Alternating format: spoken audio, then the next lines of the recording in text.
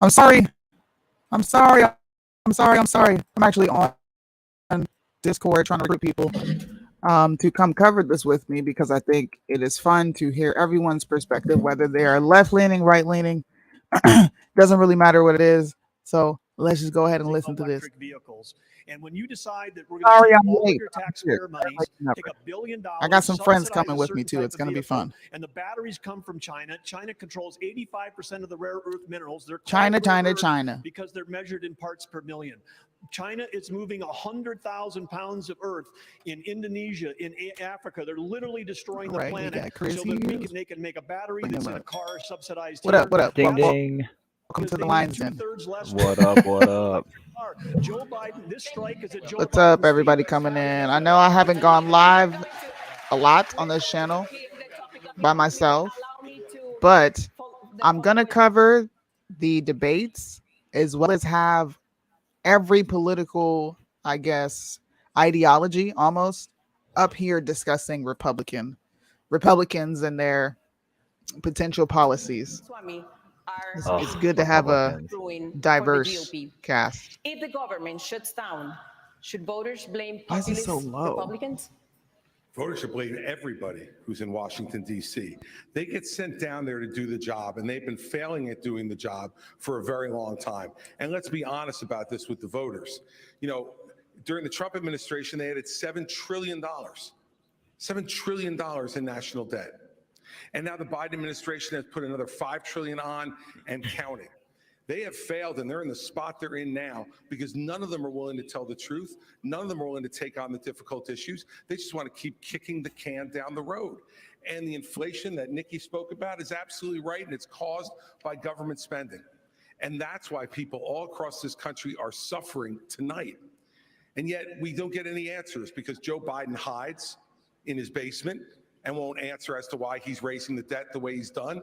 And Donald Trump hides behind the walls of his golf clubs and won't show up here to answer questions like all the rest of us are up here to answer. He put $7 trillion on the debt. He should be in this room to answer those questions for the people you talk about who are suffering.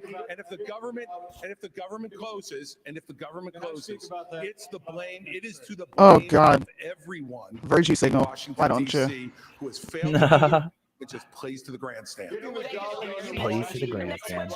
And to think I'm 4 minutes away from Jersey. Good old Chris Christie, man. Chris Christie. I can see Jersey from my window. Please. The people in Washington are shutting down the American dream with their reckless behavior. They borrowed. Oh no, I hate this guy. You're paying more. What? He's your favorite. They are the reason for that. They have shut down our national sovereignty by allowing our border to be wide open. So please spare me the crocodile tears for these people. They need to change what's going on. And where's Joe Biden? He's completely missing in action from leadership. And you know who else is missing in action? Donald Trump is missing in action. He should be on this stage tonight. He owes it to you to defend his. Why? He's got the GOP's nomination. Y'all are fighting for it. The stage for the invasion.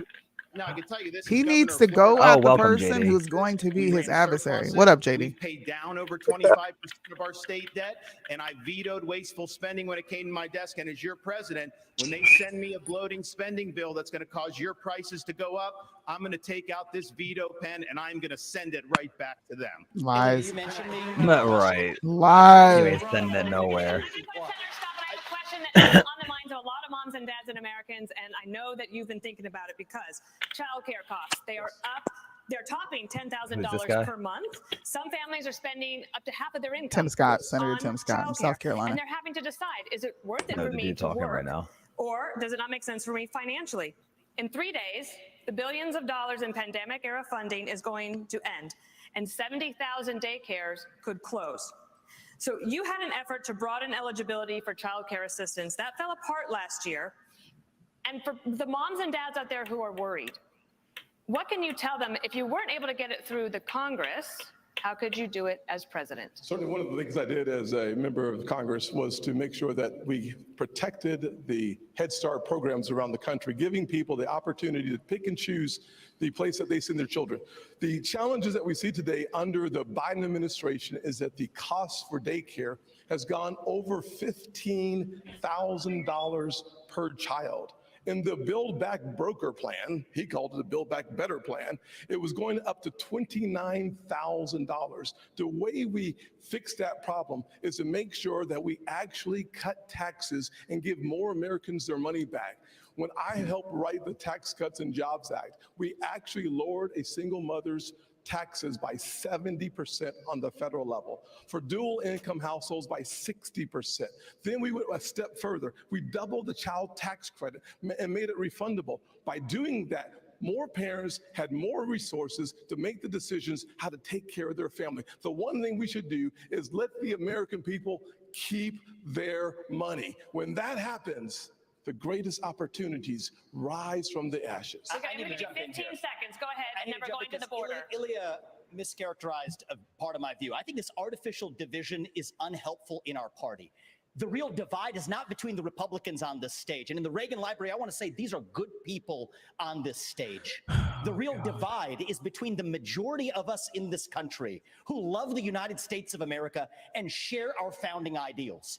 Free speech, meritocracy, the idea you get ahead in this country, not in the color of your skin, but on the content of your character, and the fringe minority in the Democrat Party that has a chokehold over that party. That's the real divide. So this populism. Are we going to keep a tokenization count? All right, 1. All right, chat. We need y'all to help us out. We're going to keep a tokenization count. That's 1. We have all these questions. We're going to get to you. We're going to come back to you. There's a lot of time. We're about childcare. Nobody answered the question. In North Dakota, we knew that the cliff was coming. We knew that there was going to be millions of people without it. And so, guess what? We planned. Okay. And when we passed legislation because we will childcare get you some questions, but you're going to have to let us move on. We are going to the border next. Childcare is workforce infrastructure. I haven't been given a chance to respond. Typical. God damn. My God. The idea of amnesty for those who have put down roots and who have lived here, even though sometime back they may have entered illegally. 2 years later, I need the President over Reagan there. granted amnesty to nearly 3 million immigrants, something no Democrat or Republican president has done since. Governor Christie, as governor of a non-border state in 2010, you supported a path to citizenship. But when you ran for president in 2016, you flipped, saying immigrants should be tracked like FedEx packages. Where do you stand now on a path to citizenship for 11 million of undocumented immigrants? The problem is that since no one has done anything since we first had this discussion 13 years ago, we're not in a position to be able to do any of that anymore. What we have to do now is first treat this like the law enforcement problem it is. Our laws are being broken every day at the southern border, every day. And Joe Biden and his crew is doing nothing about enforcing that law. They are letting it go. And by the way, they announced during the presidential race they were going to let it go. And we need to have a president who acts like I did as governor, enforce the law first and foremost. And that means what I'll do on day one is sign an executive order to send the National Guard to partner with Customs and Border Patrol to make sure. Yes, more military. Exactly what we need. More militant action. Yes, do it. Let's go. We want you here in this country to fill the 6 million vacant jobs. As if we're not already militant enough. Only if you come here to follow the law, and only if you come here legally. If you come here illegally, we will apprehend you and we will send you back across the border from which you came. And the fact is that until we set a law and order agenda in this country, not only now, but in the future, we won't be able to continue this. And I'll tell you this, Donald Trump failed on this as well. He said he was going to build a wall across the whole border. He built 52 miles of wall and said Mexico would pay for it. Guess what? I think if Mexico knew that he was only going to build 52 miles, they might have paid for the 52 miles. Thank you, Governor. What? Why is he even considered? Country south of the border. You've seen the Fox News What? drone. He's It's the captured best the steady candidate. stream of people Insert coming into the major country eye on a roll. daily basis. In fact, I believe we have a live picture of it tonight. That is happening right now, live. In the last decade, the U.S. has spent nearly $55 billion to address the root causes of migration. But crime, poverty, and corruption, they persist, and the number of migrants This is count is two, only another growing. tokenization. Let's Are go. we wasting our money? Well, what happens is when Joe Biden waved the green flag, it told everybody to come. And now we've seen 6 million people cross the border. We've had more fentanyl that have killed Americans in the Iraq, Vietnam, or Afghanistan wars combined. We need to make sure that we are a country of laws. The second we stop being a country of laws, we give up everything this country was founded on. So we have to secure the border. The way we do that is, first of all, defund sanctuary cities. You see what's happening in Philadelphia right now. Oh, now it's okay to say defund Damn, something. don't tokenize my city. 25,000 more border 3. patrol and ICE agents on the ground and let them do their job. I spent 400 miles down You know that what's border, sad? and Her I'm body telling you, language, Border she Patrol believes what she's agents aren't saying right allowed now. to do their job.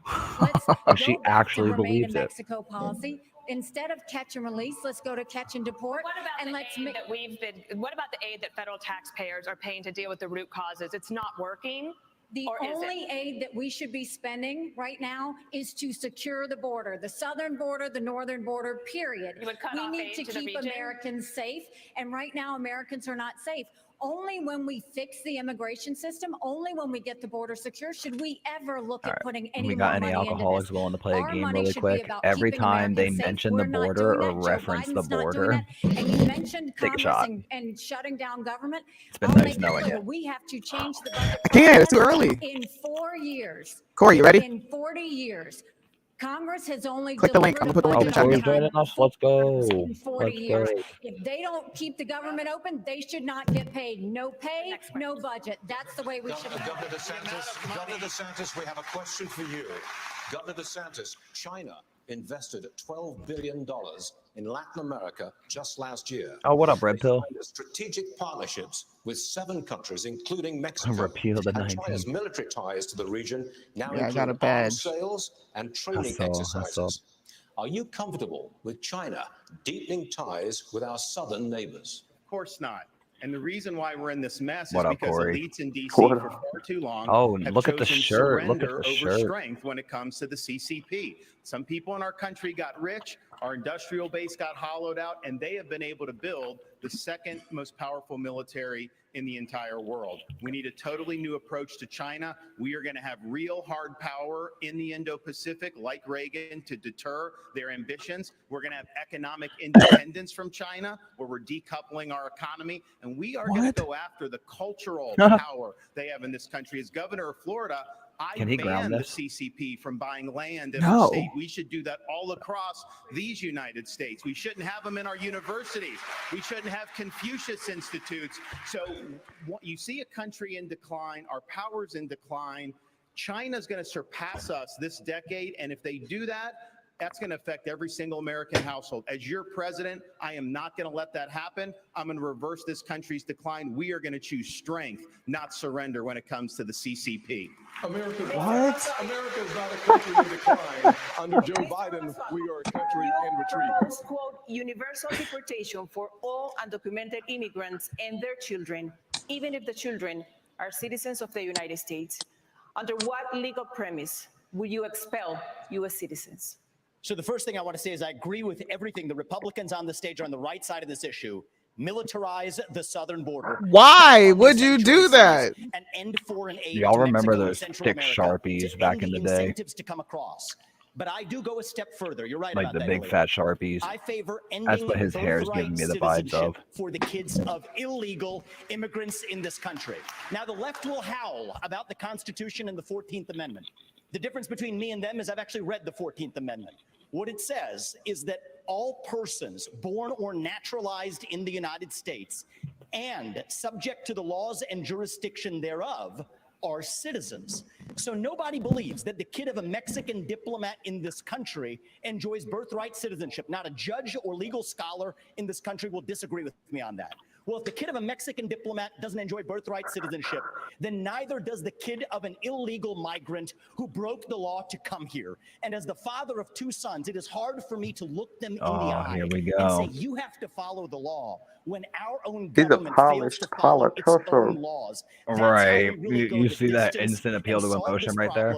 Yeah. The rule of law My in the two United sons. States of America. Instantly, as a Because that is father. part of what it even means to be He's the American. libertarian Obama.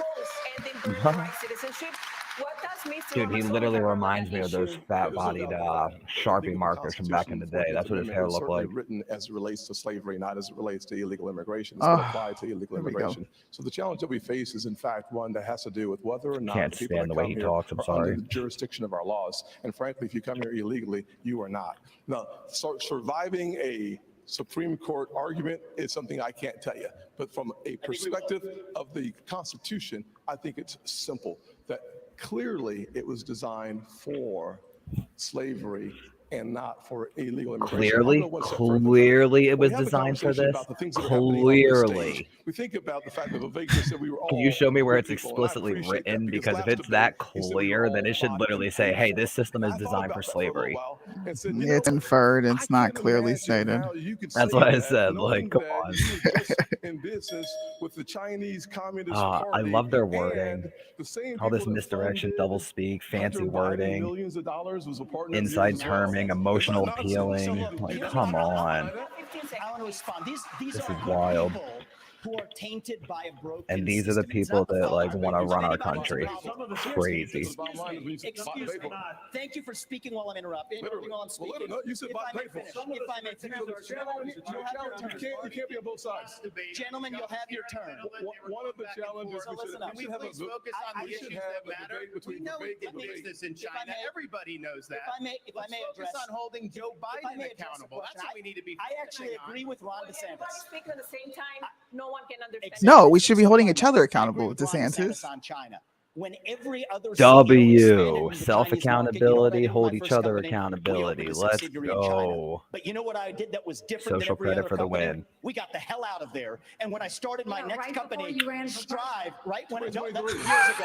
When I started my next Chrissy, company, no. to compete against BlackRock. Excuse me. To compete against Excuse BlackRock, me. Excuse me. I'm talking. He sounds like Kamala Harris. Excuse me, I'm not done. I think you have more than time to explain your point. Well, if I was interrupted by a lot of people here, and I want to be respectful because I believe these. You want to be respectful, yet you're getting emotional. You seem a little angry. Calm We're down. sitting here in the Reagan Library. Yes, I wish you In did the not think it honor was of midnight. Bye, Ronald Antifa. Reagan's Library, if I may, from one admirer of Ronald Reagan to another. From one admirer of Reagan to another, Did we you not cannot do see deals with the violations CCP 4 years ago? This isn't productive. Let's have a policy debate. What's going on? Let us have a policy Wait, are we on Discord right now? I could have swore we were supposed to be watching like professionals. Thank you very much. Vice President Pence. Corey, this literally reminds me of like you and me having a discussion on Discord. Yeah. Like for a minute, I thought we were back over there. Of the courts. Dreamers work. They have a little and they more pay money than we taxes. do. As president, Yeah, if but the their Supreme Court ends ability to DACA, not speak over will each you other, work same with level. Congress to reach a permanent solution for Dreamers? We wanted the same. First, let me say I'm glad Vivek pulled out of his You what? business deal in 2018 in China. That must have been about the time you decided to start voting in presidential elections. So, Bro, would you answer her fucking question, Let me- man? let me- They Damn. never do. It's always a Number one, non-answer, right? It's always like say something that sounds negotiated the good, but remaining never Mexican actually say policy yes with or the- no with the or Mexican give a government. response. we Non-response used all economic day power long. to bring the Mexican government to the table. See, double speak. Let's We go. built hundreds of miles of border wall, and despite what's said here today, we reduced Now we're gonna illegal do immigration inside and while asylum abuse speaking. by 90%. And as president of the United States, And here's the I can do it. I wanna see misdirection the with the numbers on that. 90%. Yeah, exactly. There's the I wanna see the misdirection with numbers the on that. massive Broken numbers. immigration system, and Exactly. I'll do See, that as well. it's First and literally, foremost, oh my a God, nation it's without so borders is scripted. not It's a gross. nation. And we have to secure the southern border of the United States Now, of America. dry rinse, I repeat know when the next guy how starts to do it, speaking. and we will do it again. Let me say one other thing about China. Vice Let me say President, one other thing about China. would you negotiate with Congress to give a solution to the problem that Dreamers have Donald, right if now? Trump was They here, are on a it would be limbo. great. Let me tell you, Just I great. served in Congress for 12 years, although it seemed longer. But you know, something I've done different than everybody on this stage is I've actually secured reform in Congress. You know, Ron, you talk a really good game about cutting spending, but you've increased spending in Florida by 30%. When I was a member of Congress in 2006, right after Hurricane Katrina, Dana, you remember it, we stood our ground. I led House conservatives. We cut $100 billion out of the federal budget. It can be done, but as I said in the last debate, So I'll say Nico again, just made this a is no good time for comment on-the-job in training. the I'm Discord. going to He be said ready the on Dreamers day are doing one to limbo. get Is this a Congress to racially step up, motivated comment? secure the southern border of the United States, build a military fitted to our times, and we're going to get spending in Washington, D.C. under control once and for all. On the other side of this break, and I propose to go to a break. Yeah, go to a break so we can talk. Make America safer as rising crime. Look, these are politicians. Are they? They I seem a bit don't get. emotional for politicians. I agree with you. They are being very emotional with a lot of their arguments, but it's just I don't know. It's just not exciting listening to them go back and forth on a stage about the border, which is always going to be an issue. To me, all they're discussing are social issues. To me, it When are seems we like going to they get all want past the same social exact issues? outcome. They're just sad that it's not said in the way that they're saying it. What do you guys think in the comments so far? I know I'm late, but so far, when you're watching this, what do you think of the debate so far? I wasn't impressed the first time, and I'm damn sure not impressed now, but it comes with the territory. I want to know what you guys think. Here we go. Let's sell gold. Love it. Shameless plug. They are just kowtowing to what they think the voters want to hear. Okay. They're all fucking idiots. Chat's a little spicy tonight. I mean, but they're being honest. Seems irrelevant when Trump is polling light years ahead. I mean, we know why they're doing this. And I don't necessarily disagree with Trump having to answer to anyone. I think Trump does need to get in the ring and debate, but it should be the person who is neck and neck with him as far as the GOP nomination, the RNC nomination. That's what I think. I think it'll be him and Vivek at the end of it all. I don't think DeSantis will be there. DeSantis is a boring candidate. DeSantis inflates and conflates a lot of his talking points. And he just doesn't have that it factor to be president. The presidential election is a popularity contest. Sorry to break it to you. Y'all don't pay attention to half these things these people put in their policy. So let's not even go there. Let's not even go there. They're all weak as F. It's all trash. Damn. Nobody's happy with this.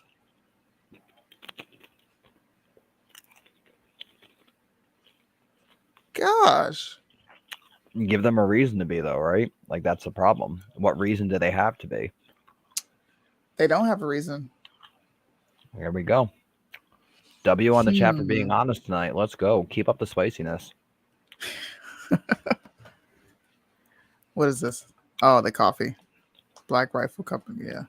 That's I've been seeing that coffee everywhere. Good. What is that? Oh, that's me. Okay. We need, hold on. We need more about saving money than the border. Vivek Ramaswamy can only one who should battle Trump. Okay, can be the only one who should battle Trump, in my opinion. Yeah. I listen. I came here for Hot Mike. You did? Or are you talking to somebody in the chat? Because I see the person talking to you. They're going to F around and find out. So you're saying, are you threatening a current sitting representative right now in the government? Is that what you're doing here? I don't think you want to do that on the internet. Not on the internet. They watching everybody. Excuse me.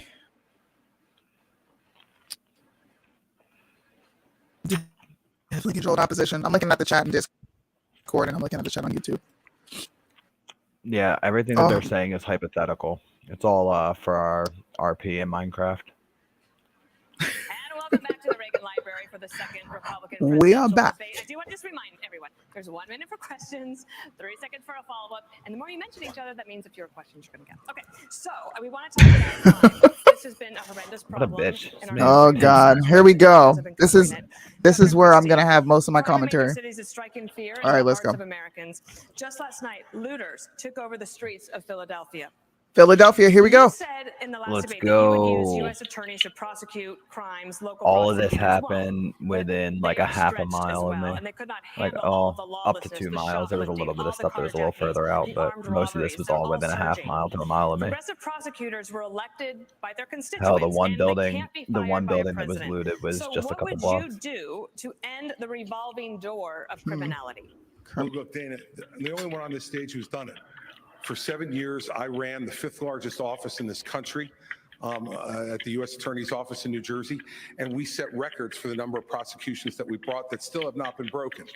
And the reason was that we went after the crime that was affecting people's lives. And as president, I will appoint an attorney general and instruct that attorney general that you are to put all the resources that are necessary to bring our cities back under control. The fact is, they will be stretched. There's no doubt about that, but that's what they take the job for, because they love the idea of enforcing the law. We've got to bring law and order back to this country, and not just in our cities, but we need the law and order back everywhere. We need law and order back in our suburbs. People are threatened there. We need it in our rural areas. People feel threatened there. And we need it in Washington, D.C. also. And Donald Trump should be here to answer for that, but he's not. And I want to look at that camera right now and tell you, Donald, I know you're watching. You can't help yourself. I know you're watching. Okay?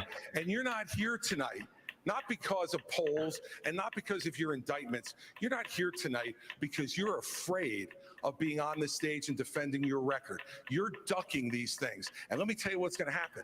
You keep doing that, no one up here is going to call you Donald Trump anymore. We're going to call you Donald Duck.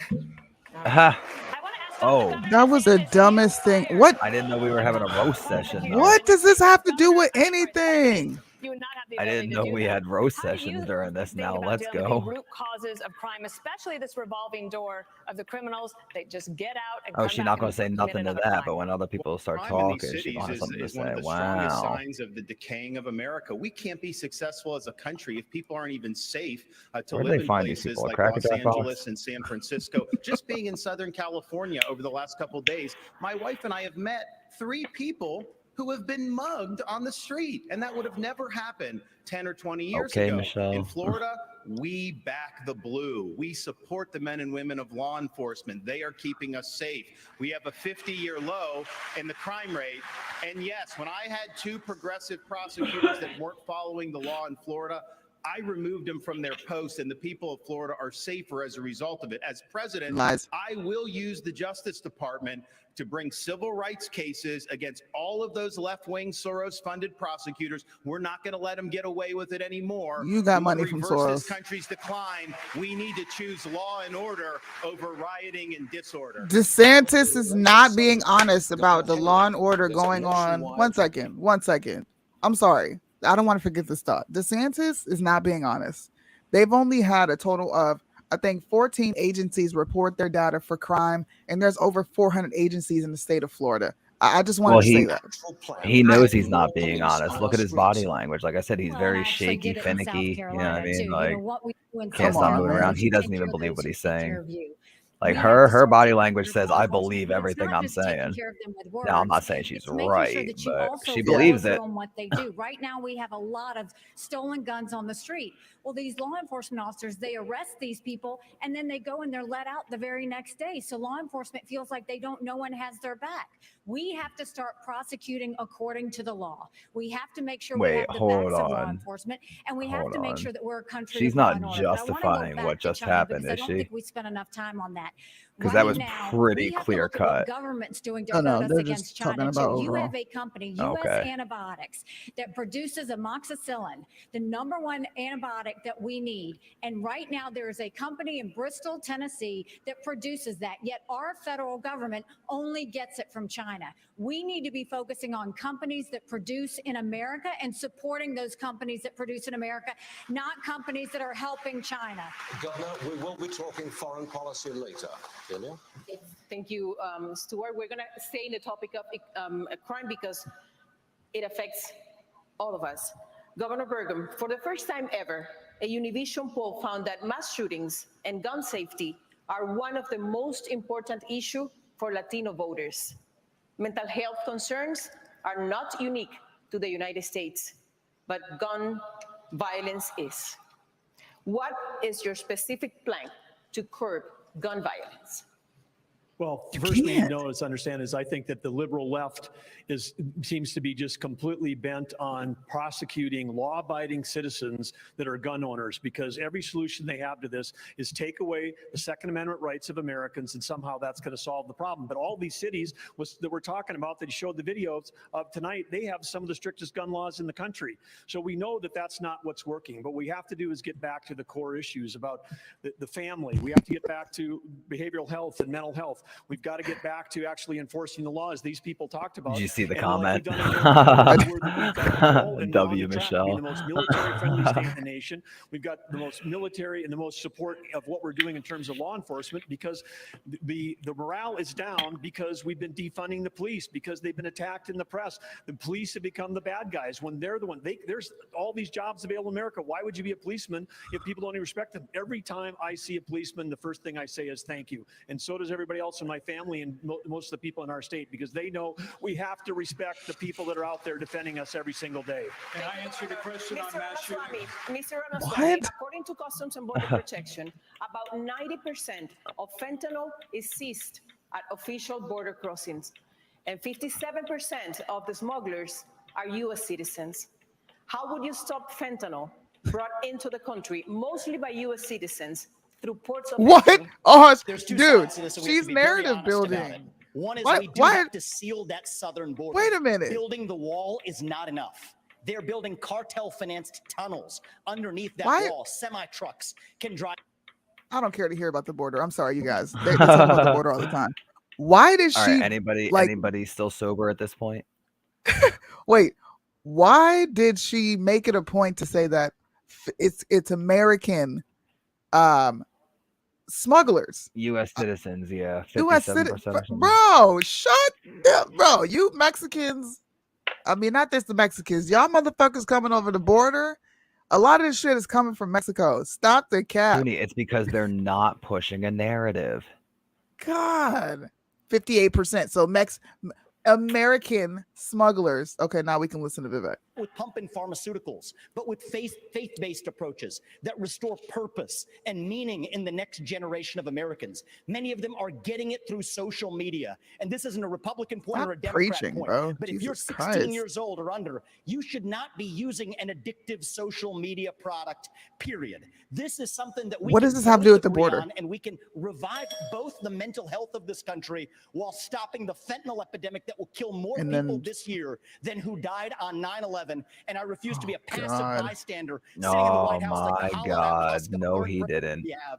We will He step did. up and address this problem to stand. He for compared. Americans and our children. I don't know how much longer I can take of this, Toonie. I don't know how much longer I can take of this.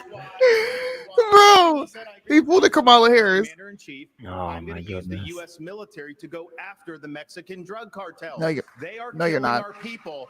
And the stories that I've seen in Florida, we had an infant, 18 months. Parents rented. I'm an gonna use the Airbnb, U.S. and military to go apparently after the people that cartel. rented before were using drugs. The infant Oh, was crawling. okay. Toddler was crawling. Let me know how on that the works for you. carpet and ingested. That's what we have the fentanyl CIA and the residue FBI for, and and police died. and border Are control. we just going to sit here and let this happen, this carnage happen in our country? I am not going to do that. So I guarantee you on day one, this border is going to be a day one issue for me as president. We're going to declare it a national emergency. Yes, we'll build the wall. We'll do remain in Mexico. But those Mexican drug cartels are going to be treated like the foreign terrorist organizations that they are. Vice President Pence. All right, Vice President Pence. We're going to move on to a different issue. Hold on, sir. Vice President Pence. Just last month, Vice President Pence, you said if elected, you would repeal all Obamacare mandates. However, you also made that same promise in 2016. Absolutely. And at that time, Trump-Pence had congressional majorities for at least the first 2 years, and you did not deliver on that promise. So Obamacare, right now, it is more popular than ever. Why should Americans trust you, if you become president, to fix that, or is Obamacare here to stay? Well, first, let me speak to the mass shootings issue, and then I'll answer that question. Bruh. It's an important one, Dana. Look, I'm someone that believes that justice delayed is justice denied. How are you going to As a say, let me father cover of this three, as a first, and then I'll grandfather of address the three more beautiful little important girls, one?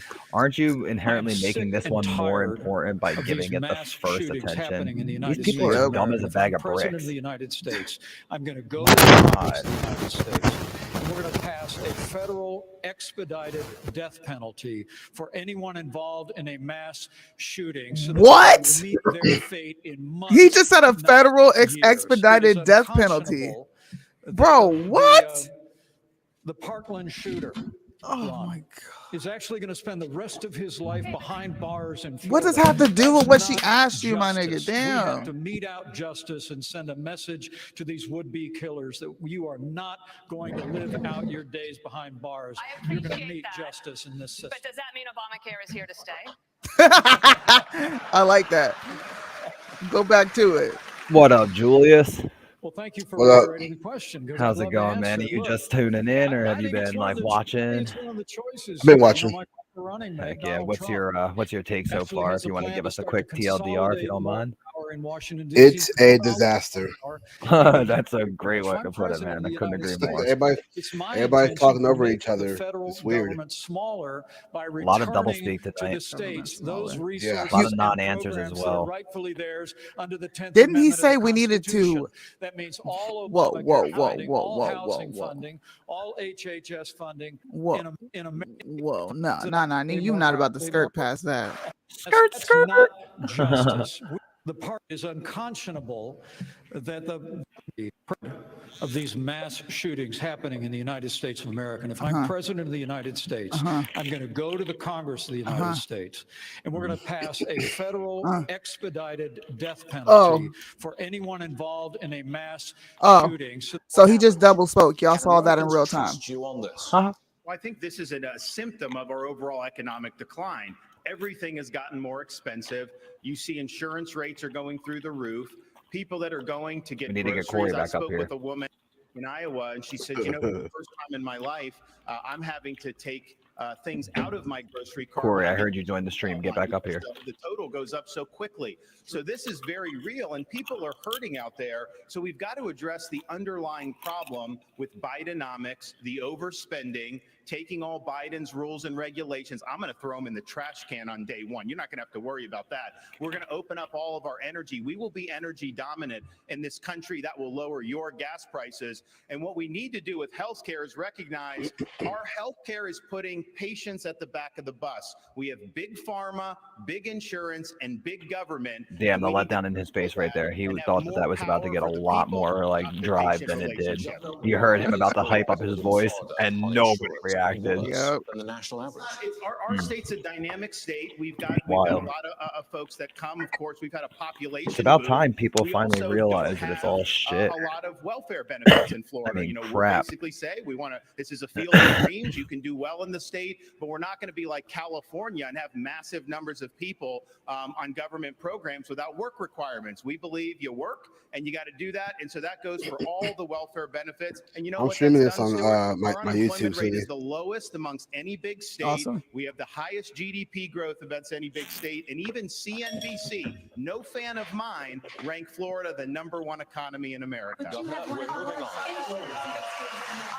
of healthcare, Governor Haley, healthcare is the leading cause of bankruptcy for American families, accounting for 2/3 of all personal bankruptcies.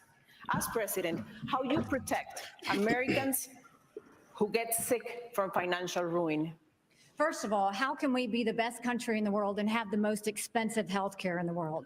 We have an issue. My mom was in the hospital, and when she was in the hospital, they tried to bring her a couple of Tylenol, and she said, I don't need it. And they said, honey, go ahead and take it because you're paying for it anyway. Why is it that when we got the bill, the insurance company and the hospital negotiated the bill for her without her having anything to do with it? When I am president, we will break all of it, from the insurance company No to the women hospitals, president. to the doctor's offices, to the PBMs, to the pharmaceutical companies. We will make yeah, it all let's just go ahead and transparent, get rid of because this while when she you talks. do that, Yeah, you will no realize that's what your women problem is. president, Second thing is you've period. got to deal with tort law.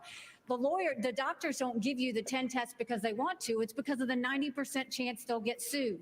And then we need to bring competition back to healthcare, get rid of certificate of need systems, and make sure that they can compete. We have to put the patient in the driver's seat. They've been in the back seat for way too long. And once we give the patient the ability to decide their healthcare, deciding which plan they want, that is when we will see magic happen. But we're going to have to make every part of the industry open up and show us where their warts are, because they all have them, and we need to fix this on behalf of the American people. That's what we did. Do you have a better way in 30 seconds? Yes, we're not talking about the real problem ever. We talk about why do we have the most expensive healthcare in the world?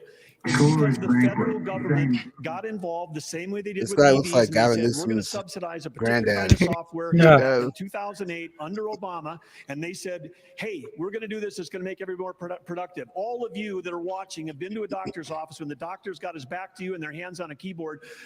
The only industry in the world that's ever absorbed $1 trillion of IT and became less productive, they saw less patients per day, is U.S. healthcare, because they were subsidizing a certain kind of technology. It wasn't about improving healthcare. It was about picking winners and losers.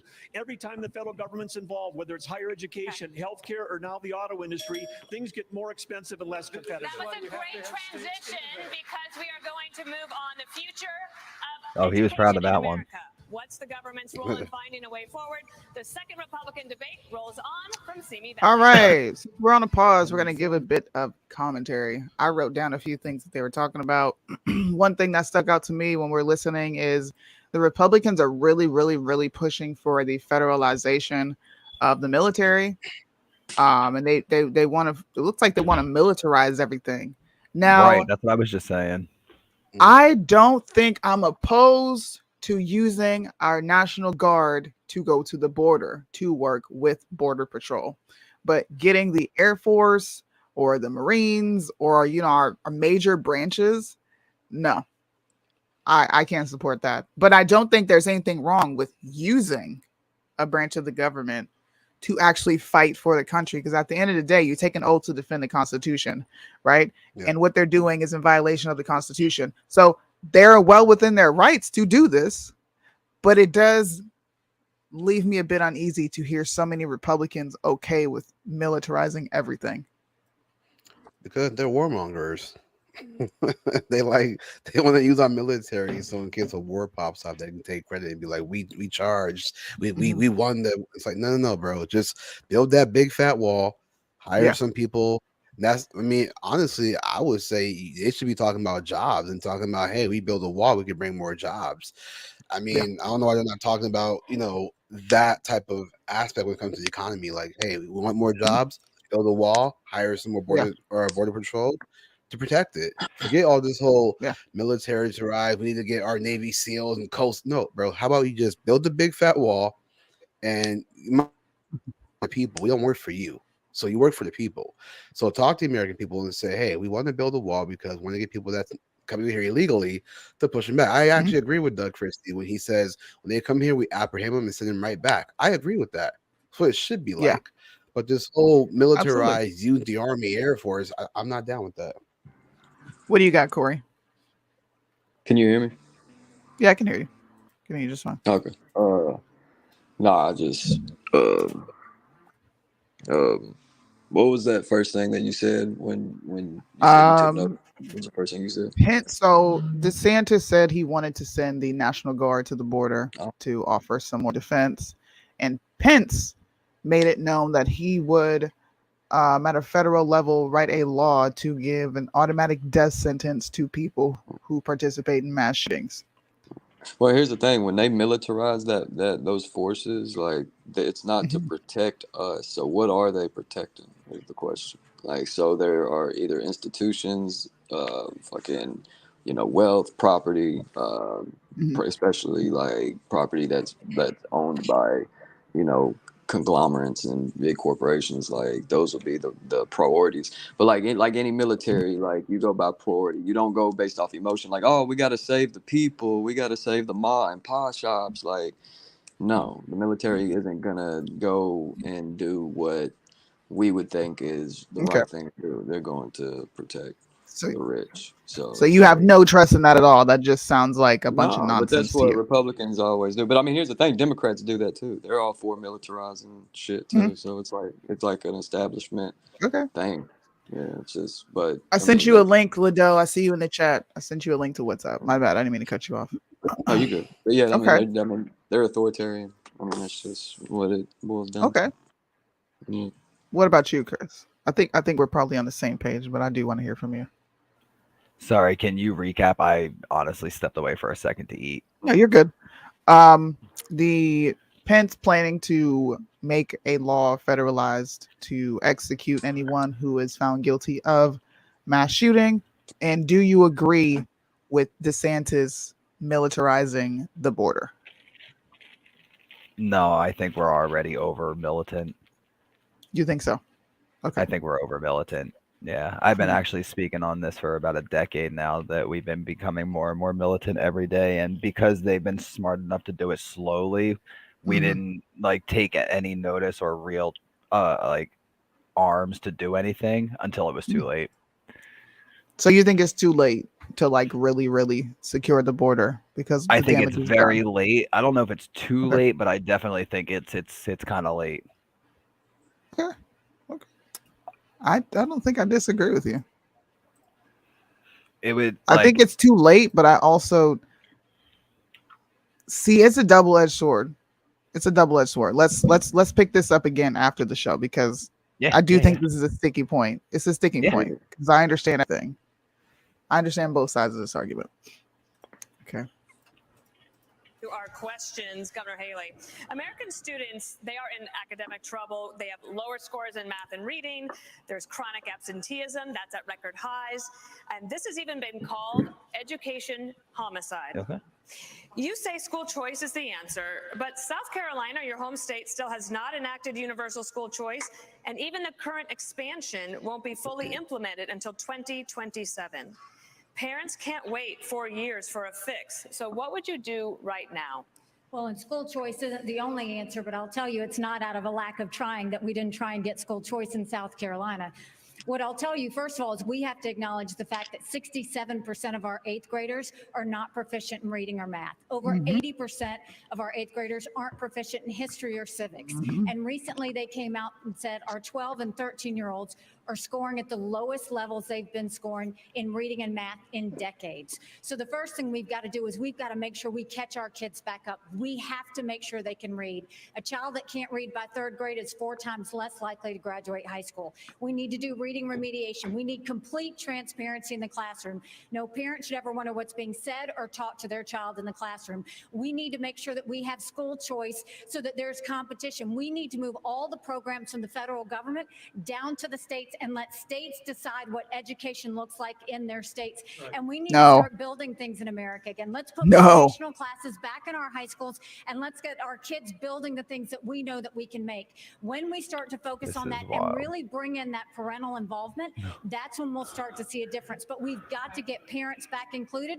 We've got to quit spending time on this DEI and CRT and instead focus on financial literacy, on digital literacy, and on making digital literacy for what what? they need to do to have the jobs Well, never mind. of the Never next mind. generation. Never mind. I get it. I get it. On the subject of education, a question for Governor Christie. Students in your state are getting high marks on their report cards, but minorities are not doing well with math and reading. Black and Hispanic students averaging 29 points lower than white students in New Jersey. Would you address minorities first? You have to address all students. And look, in our state, What? Stuart, See? before Answer I the was governor, question. that gap was close to 50%. And what we did was institute more charter schools and more Renaissance schools and more public school choice in New Jersey with innovative solutions in cities like Camden, where now we took what was the worst school district in America during my time, and we have now increased that by nearly 40% in terms of their proficiency. It can be done when you give people choice, but let's tell the truth to everybody about what this is. This public school system is no longer run by the public. It is run by the teachers' unions in this country. Randy Weingarten and her crew are absolutely strangling. They are taking the worst of their members and defending them rather than advocating for our kids. And when you have the President of the United States sleeping with a member of the teachers union, there is no chance that you could take the stranglehold away from the teachers union every day. They have an advocate inside the White House every day for the worst of their teachers, not for our students to be the best they can be. A President of the United States is to take on the teachers union. I did it in New Jersey, and I will do it as President of the United States. Yeah, but you didn't answer the question. Governor DeSantis, I have a question for you. Answer the question on minority This students. new Black History curriculum says, quote, slaves develop skills which in some instances can be applied for their personal benefit. Let's go. You have said, Let's go. Slaves develop skills in spite of slavery, not because of it. But many are still hurt. For descendants of slaves, this is personal. What is your message to them? So first of all, that's a hoax that was perpetrated by Kamala Harris. We are not No, going it's to not. be doing that. Second of all, that No, was it's not. written He's by lying. I read it descendants of slaves. myself. These are great Black history scholars, so we need to stop Oh, playing these fuck, games. bro. Here's the deal. I'm about to pull Our this shit up. country's education system is in decline because it's focused on indoctrination, denying parents' rights. Florida represents the revival of American education. We're ranked #1 in the nation in education by U.S. News and World Report. My wife and I, we have a 6, 5, and 3-year-old. This is personal to us. We didn't just talk about universal school choice, we enacted universal school choice. We didn't just talk about Parents' Bill of Rights, we enacted the Parents' Bill of Rights. We eliminated critical race theory, and we now have American civics and the Constitution in our schools in a really big way, just like President Reagan asked for in his farewell address back in 1989. Florida is showing how it's done. We're standing with parents, and our kids are benefiting. Senator Scott, you oppose to these new standards. What is your message for Governor DeSantis? There is not a redeeming quality in slavery. He and Kamala should have just taken the one sentence out. America has suffered because of slavery, but we've overcome that. We are the greatest nation on earth because we faced our demons in the mirror and made a decision. So often we think that all the issues, you talked about crime and education and healthcare, we always think that those issues go back to slavery. Here's the challenge though. Black families survived slavery. We survived poll taxes and literacy tests. We survived discrimination being woven into the laws of our country. What was hard to survive was Johnson's Great Society, where they decided to put money, where they decided to take the Black father out of the household to get a check in the mail, and you can now measure that in unemployment, in crime, in devastation. If you want to restore hope, you've got to restore the family, restore capitalism, and put Americans back at work together. Hey, Tim as one Scott, American how you gonna family. fix fatherlessness? Our nation continues to go in the right direction. It's a real question. That's why I can say Answer it. I have been discriminated against, but America is not a racist country. Never, ever doubt who we are. See, We are the Republicans do the greatest exact country same on thing God's green Democrats earth. do. And frankly, We're not the racist. city on Look, the hill I'm needs a black. brand new leader. See? I'm asking for your vote. See? Come on, bro. Mr. Ramaswamy. Come on, bro. 2.7 million students in over 18,000 Ooh, the public boss schools is here. nationwide have the ability to What it change do, what their it do? identity without What parental up? notification. What's up? What's Governor up? Christie told Stewart last week that he would pass a federal law to protect parental rights. Would you try to do the same? I have to be very clear about this. Transgenderism, especially in kids, is a mental health disorder. We have to acknowledge the truth of that for what it is. I met 2 young women early in this campaign. On parental rights in school. I am Parents have different, the right and my to head know. is shaped And of you a know what moon. the hypocrisy of this is? Even New Hampshire failed to actually get past a piece of legislation here.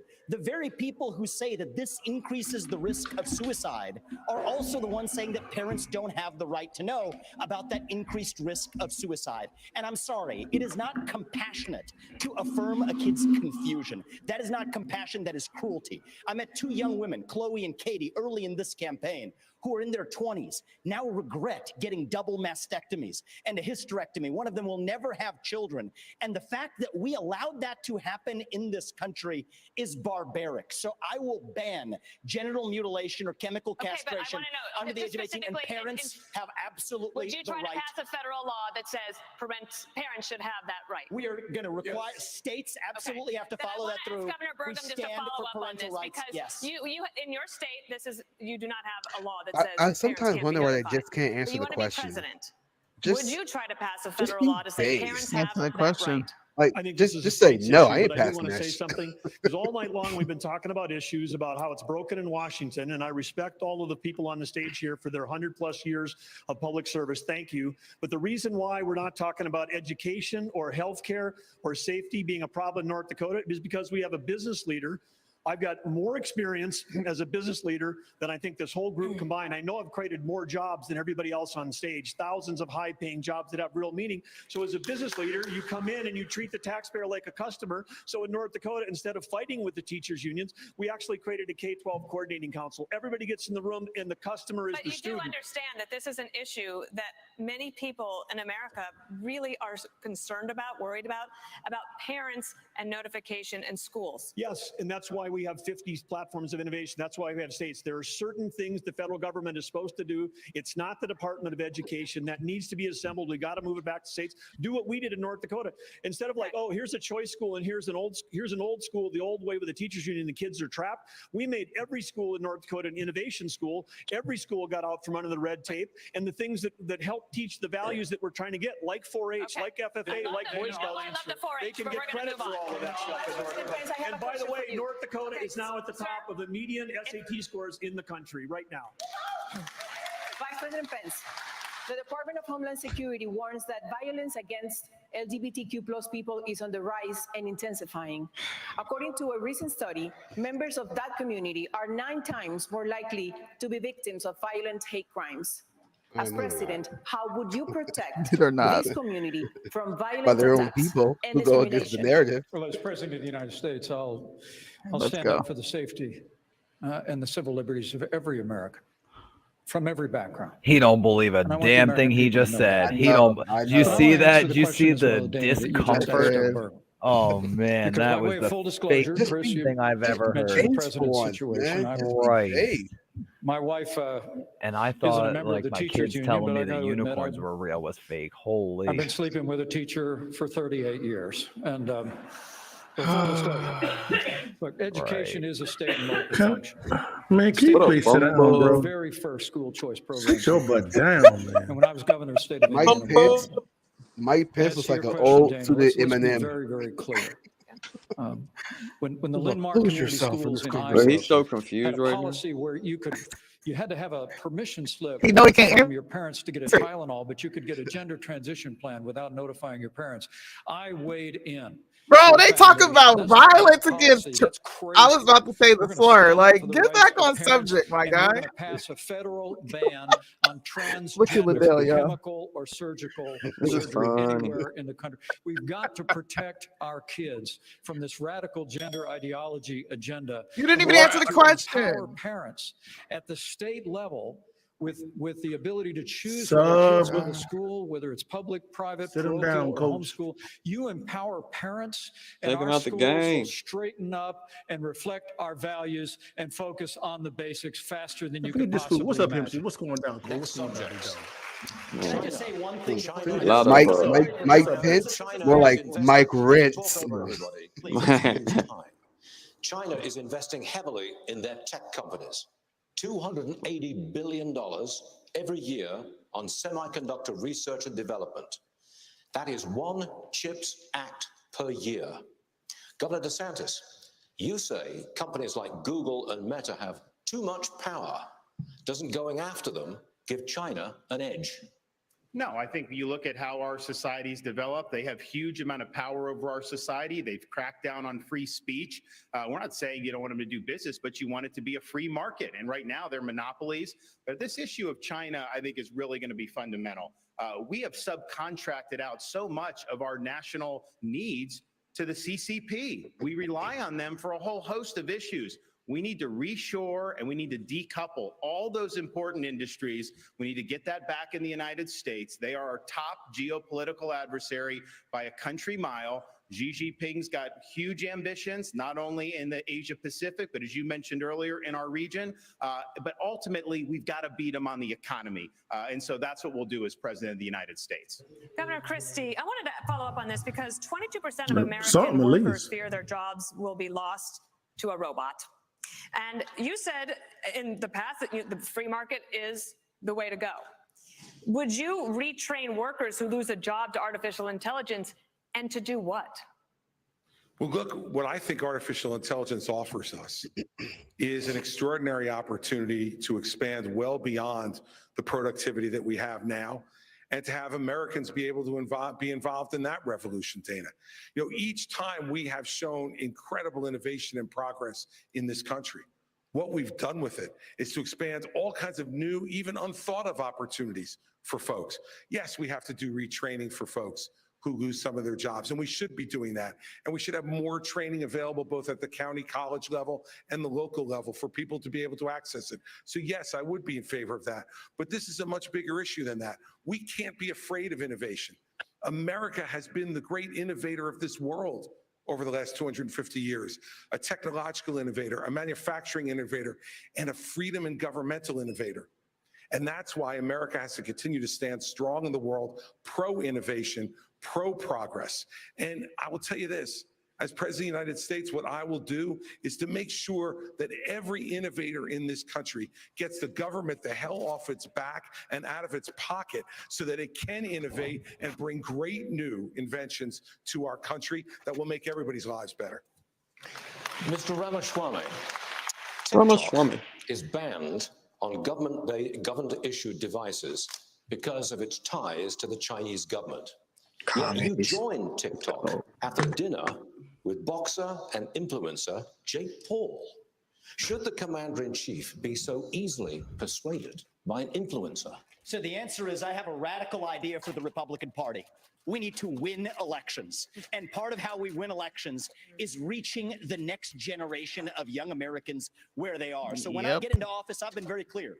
Kids under the age of 16 should not be using addictive social media. We're only going to ever get to declaring independence from China, which I favor, if we actually win. So while the Democrats are running rampant, reaching the next generation 3-1, there's exactly one person in the Republican Party which talks a big game about reaching young people, and that's me. And let me level with all of you. I'm the new guy here, bro. and so I know I have to earn your trust. What do you see? You see a young man who's in a bit of a hurry, maybe a little ambitious, bit of a know-it-all, it seems at times. I'm here to tell you, no, I don't know it all. I will listen. I will have the best people, the best and brightest in this country, bro. whatever age they are, advising me. We will be probably many of the people included. That's how I built my companies. I want I want people who that strategy is actually pretty smart. What you just did. America great because we're not a perfect nation. We're founded on the pursuit of perfection. That is what makes America great. And that is why we will end it once we win this election. I get it, Liddell, but I don't know. I have to jump in here. I'm sorry. There's one person on this. This is infuriating because TikTok is one of the most dangerous social media apps that we could have. And what you've got, I honestly, every time I hear you, I feel a little bit dumber for what you say.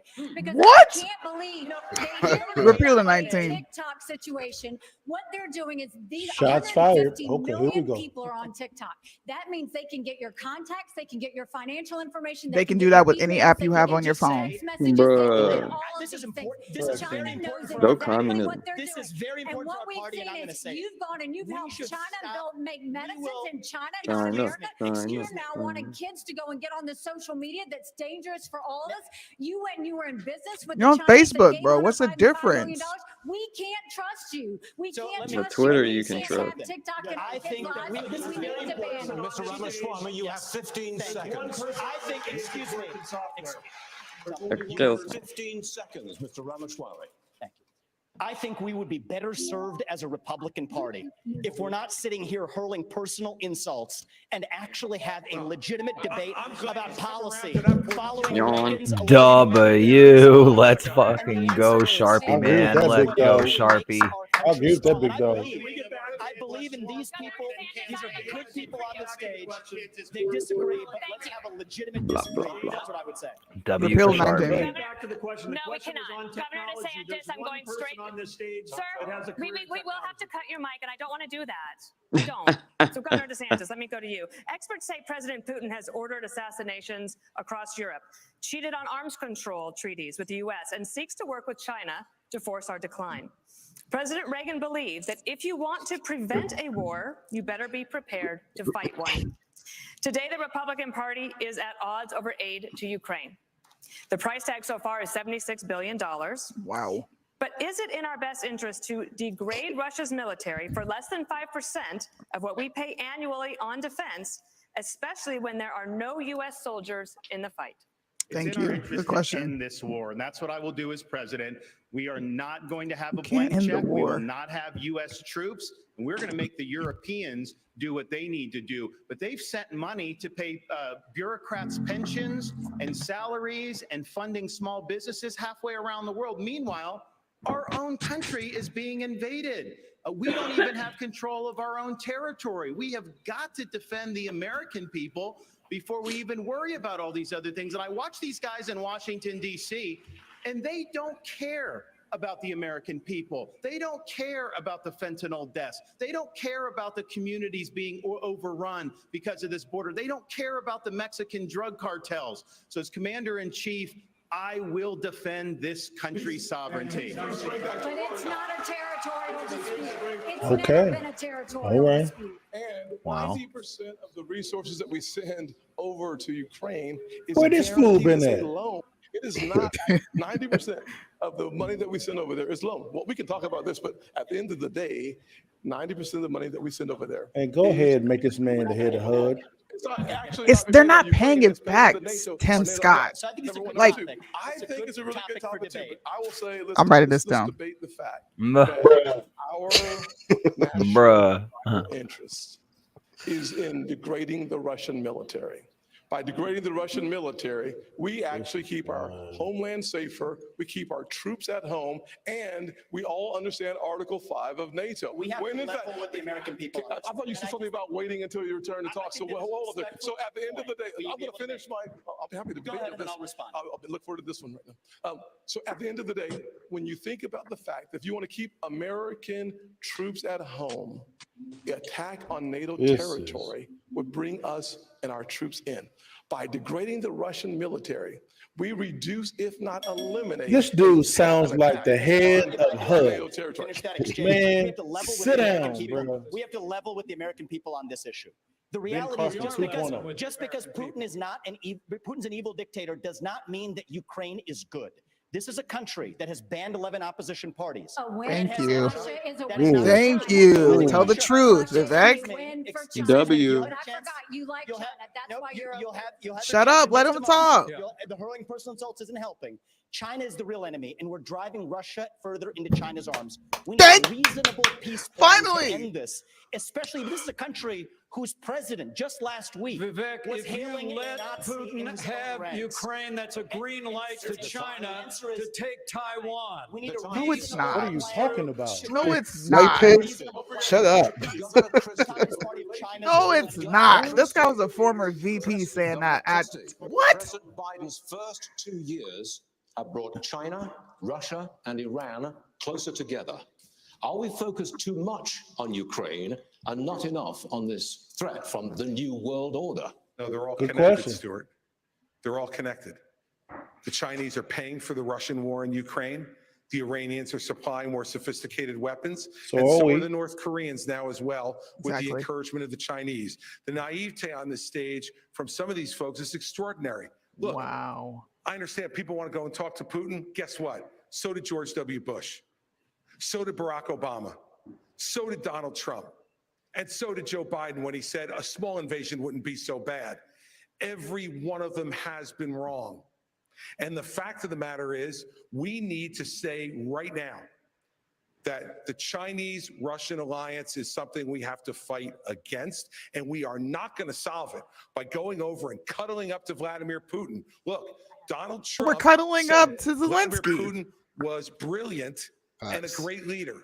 This is the person who is murdering people in his own country, and now So is not having Zelensky. enough blood, he's now going to Ukraine to murder innocent civilians and Lies. kidnap 20,000 children. And Lies. let me tell you, if you think that's where it's going to stop, if we give him any of Ukraine, next will be Poland. This is a guy who said, wait one sec, this is a guy in 1991 who said that was the darkest moment in world history when the Soviet Union fell. Listen, everybody, Proxy he wants to put the war. old band Pay back attention together, to what they're and saying, only guys. America can stop it, and when I'm president, we will. What up, Sean? Governor Burgum, I want to get to Governor Burgum. He hasn't had a chance. I have a question I think you're going to Proxy really like, war.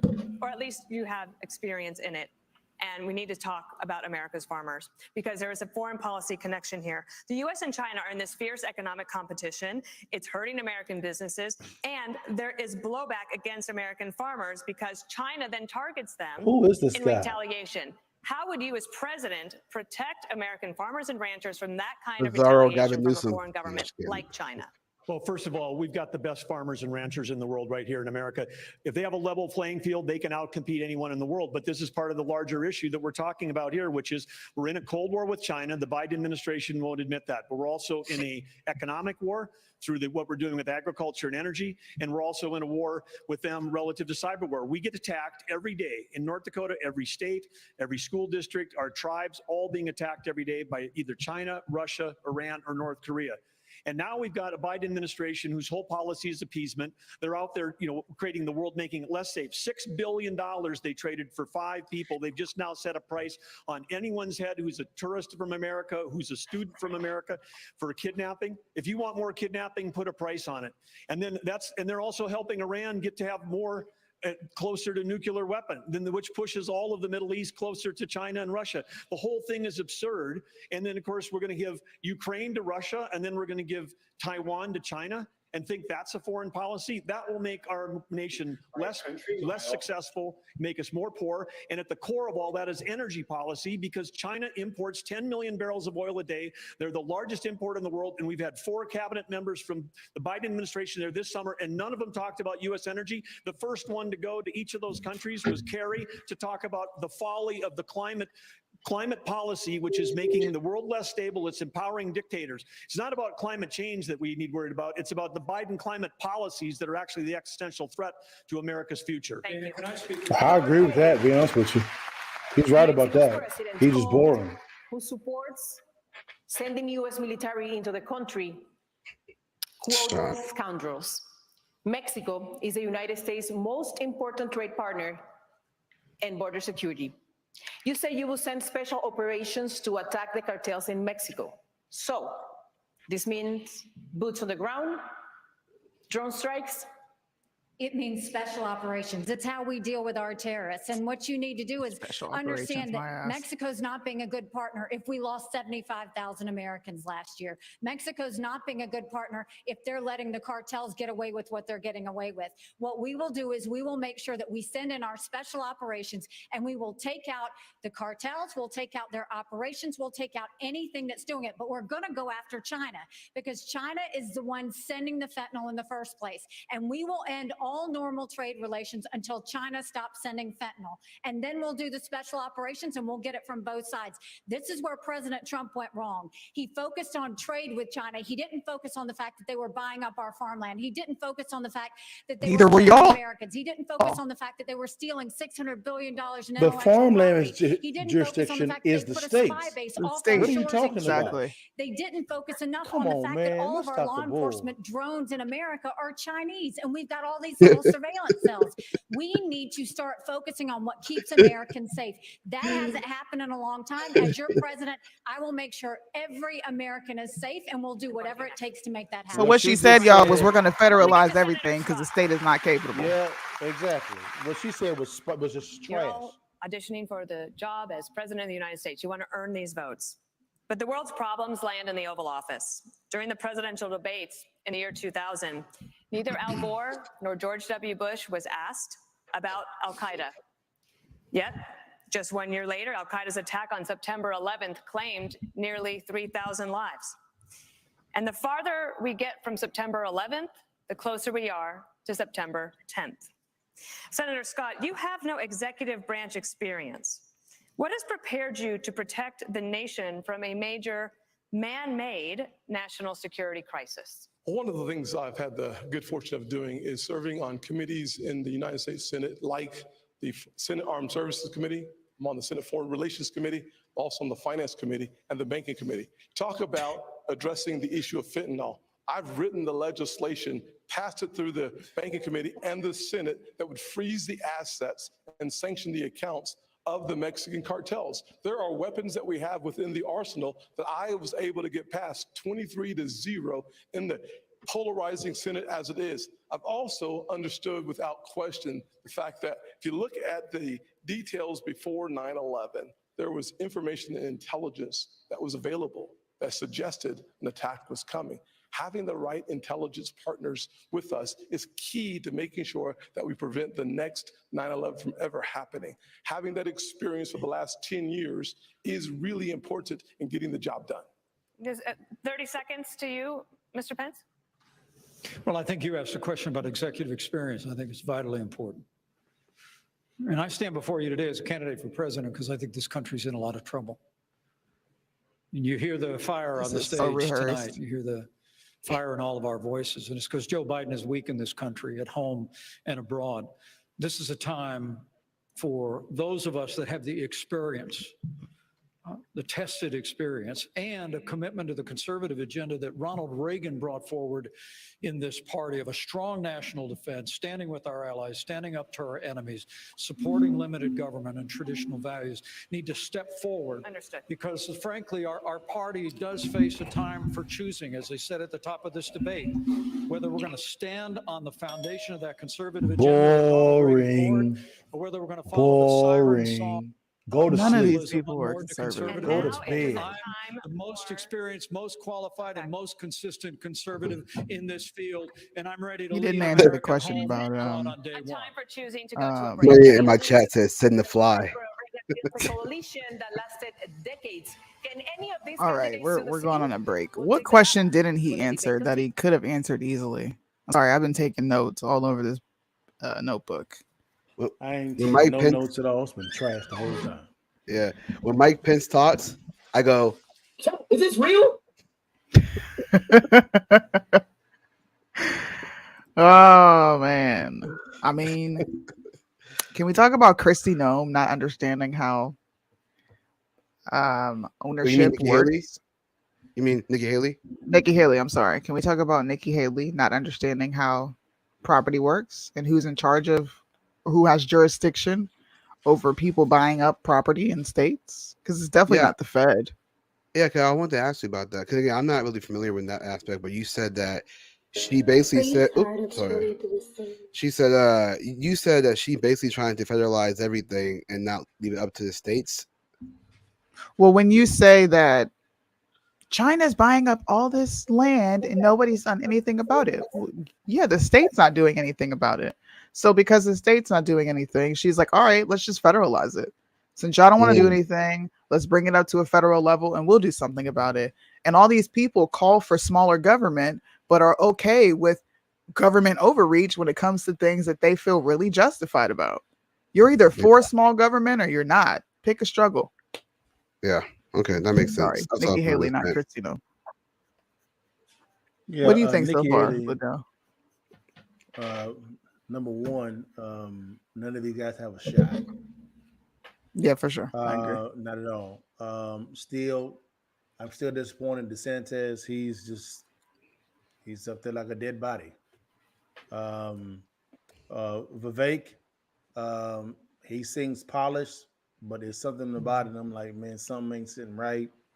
Yep. Number 4, Mike Pence, enough said about that.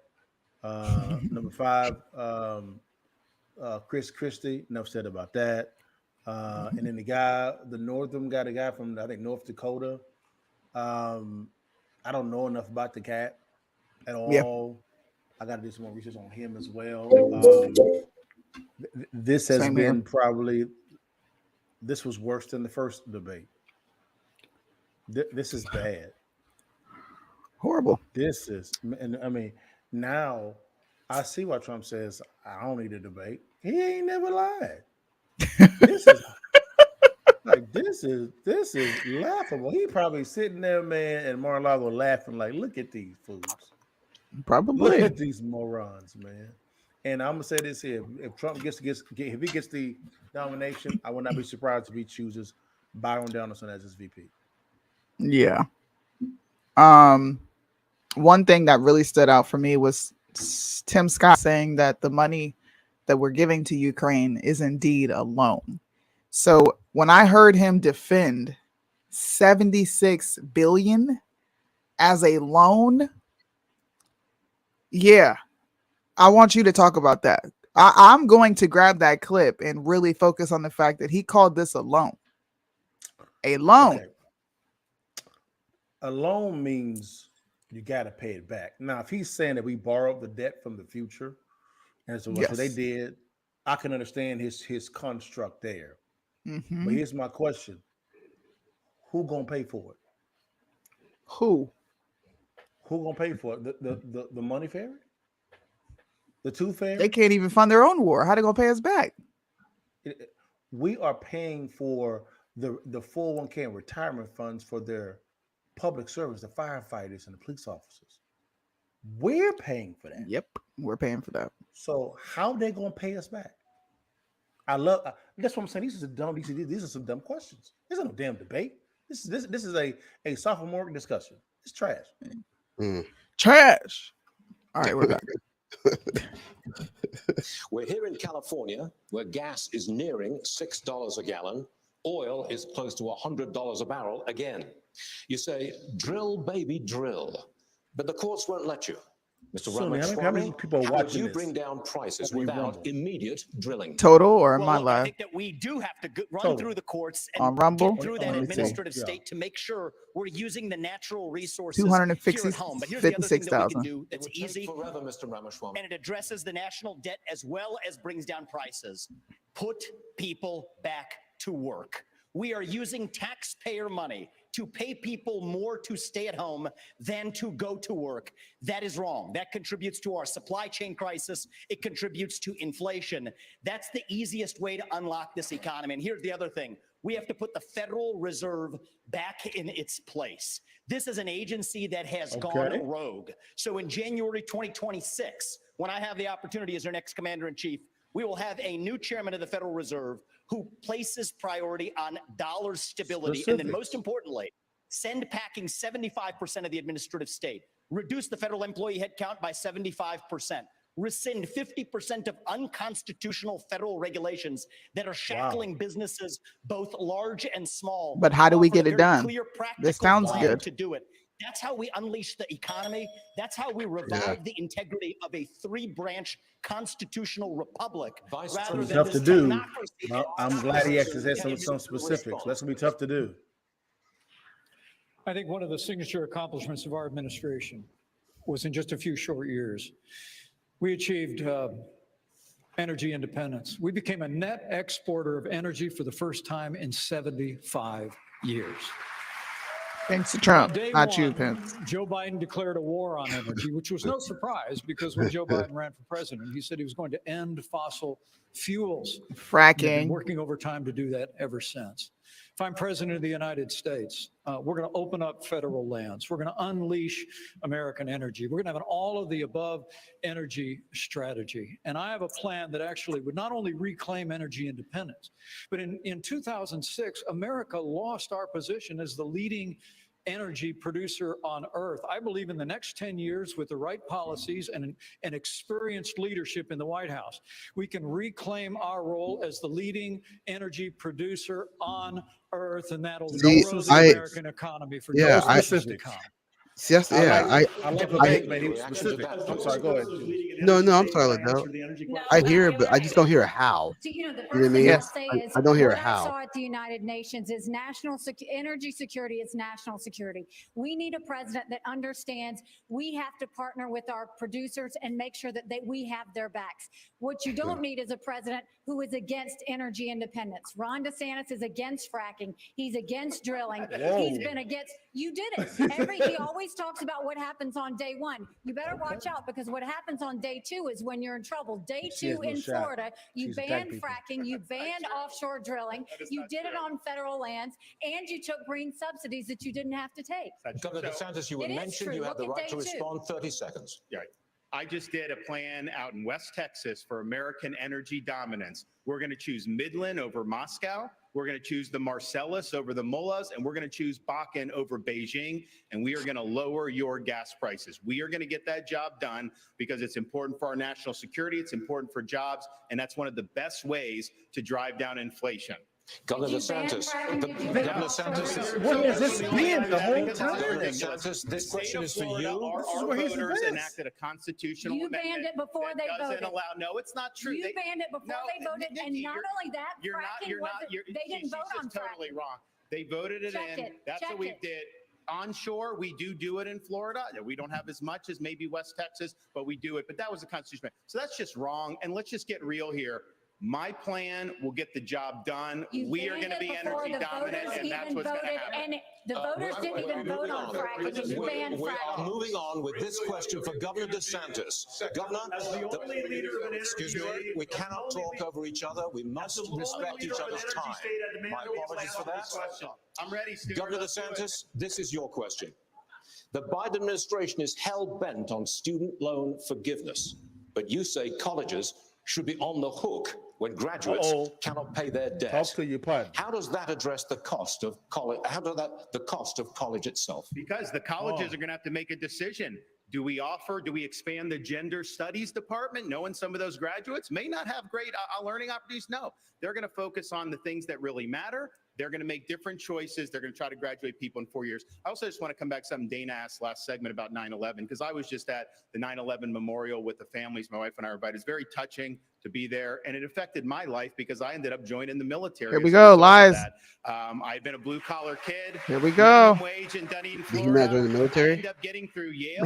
He didn't fight in a war. He was the JAG. More conservative than when I went in, and that is not easy to do. Had a lot of opportunities to make money, but I wanted to serve, and I'll never forget coming back on the plane from Iraq, landing in Coronado, California, North Island, and feeling that breeze off the Pacific Ocean and say, you know what?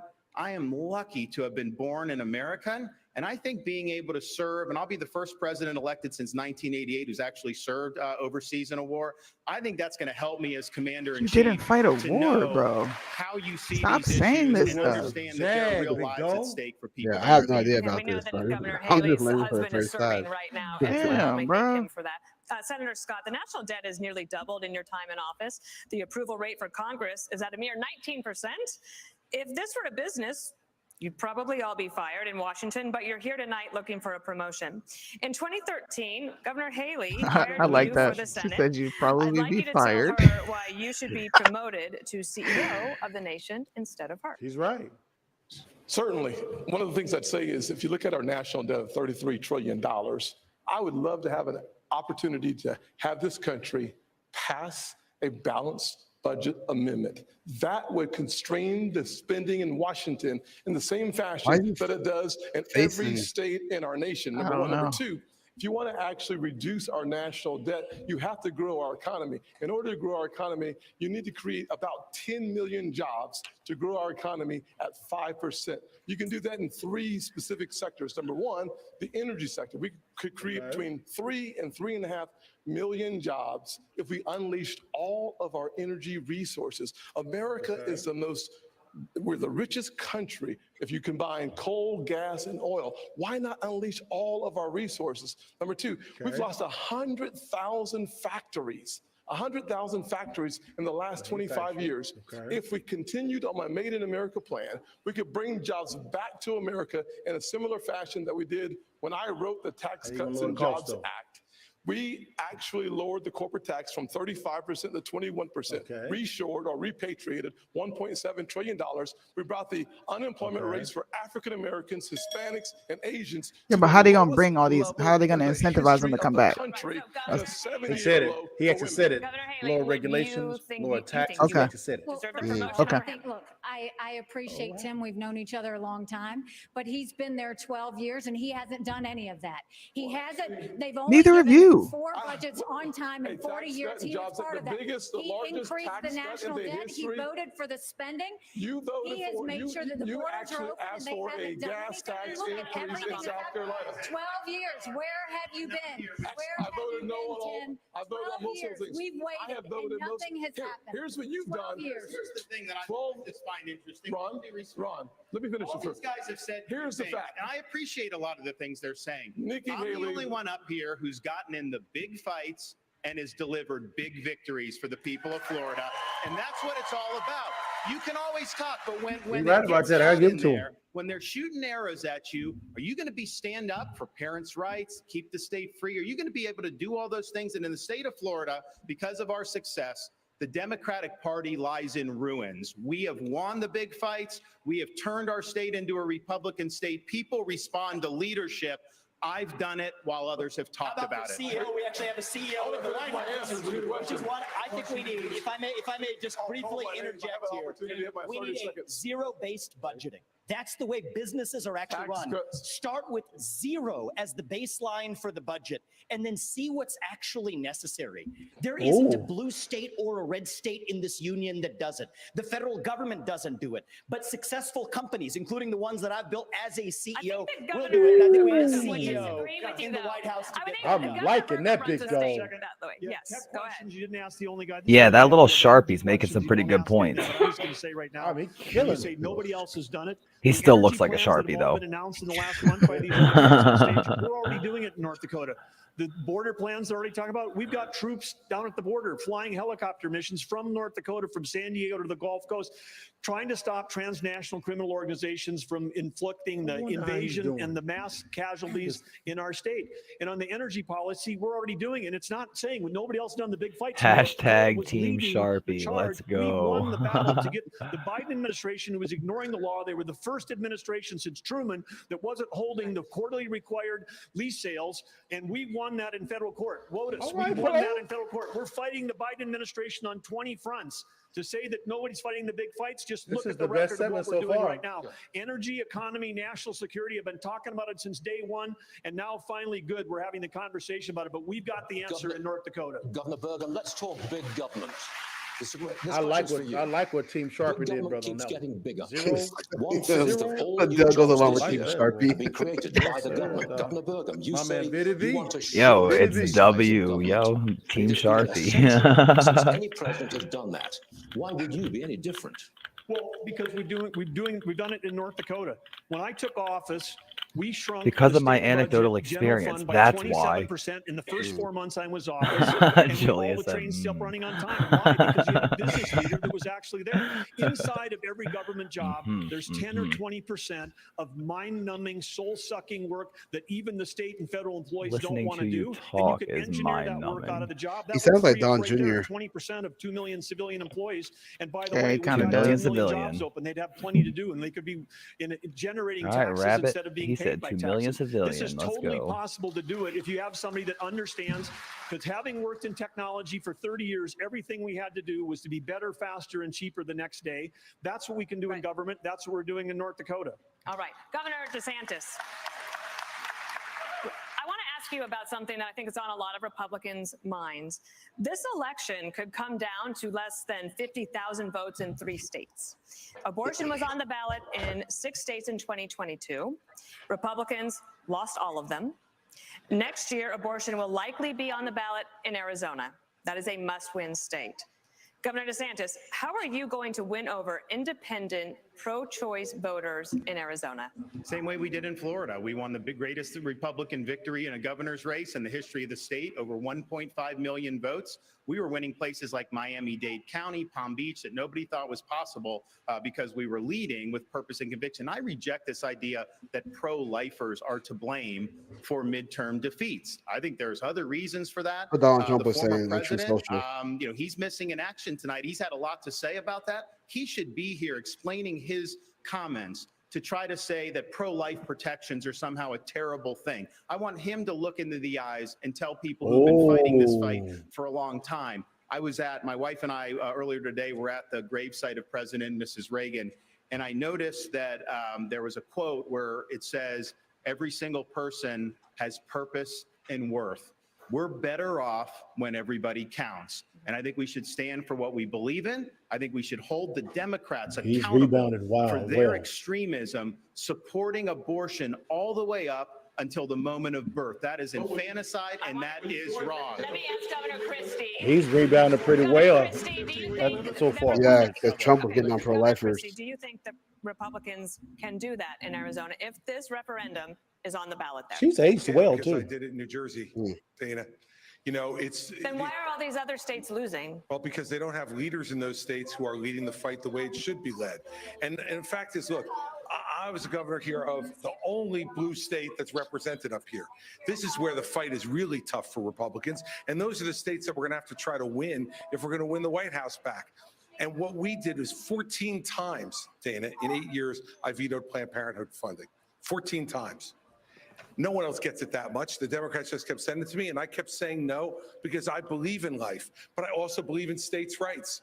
And I think we fought hard against Roe versus Wade for decades to say that states should make these decisions. So we're going to have those fights in the states. But what you need is a leader who can talk to people and make them understand that if you're pro-life, And that you ain't have you, to be big dog. pro-life the entire life, not just the 9 months in the womb. Holla at you, player. Go sit down.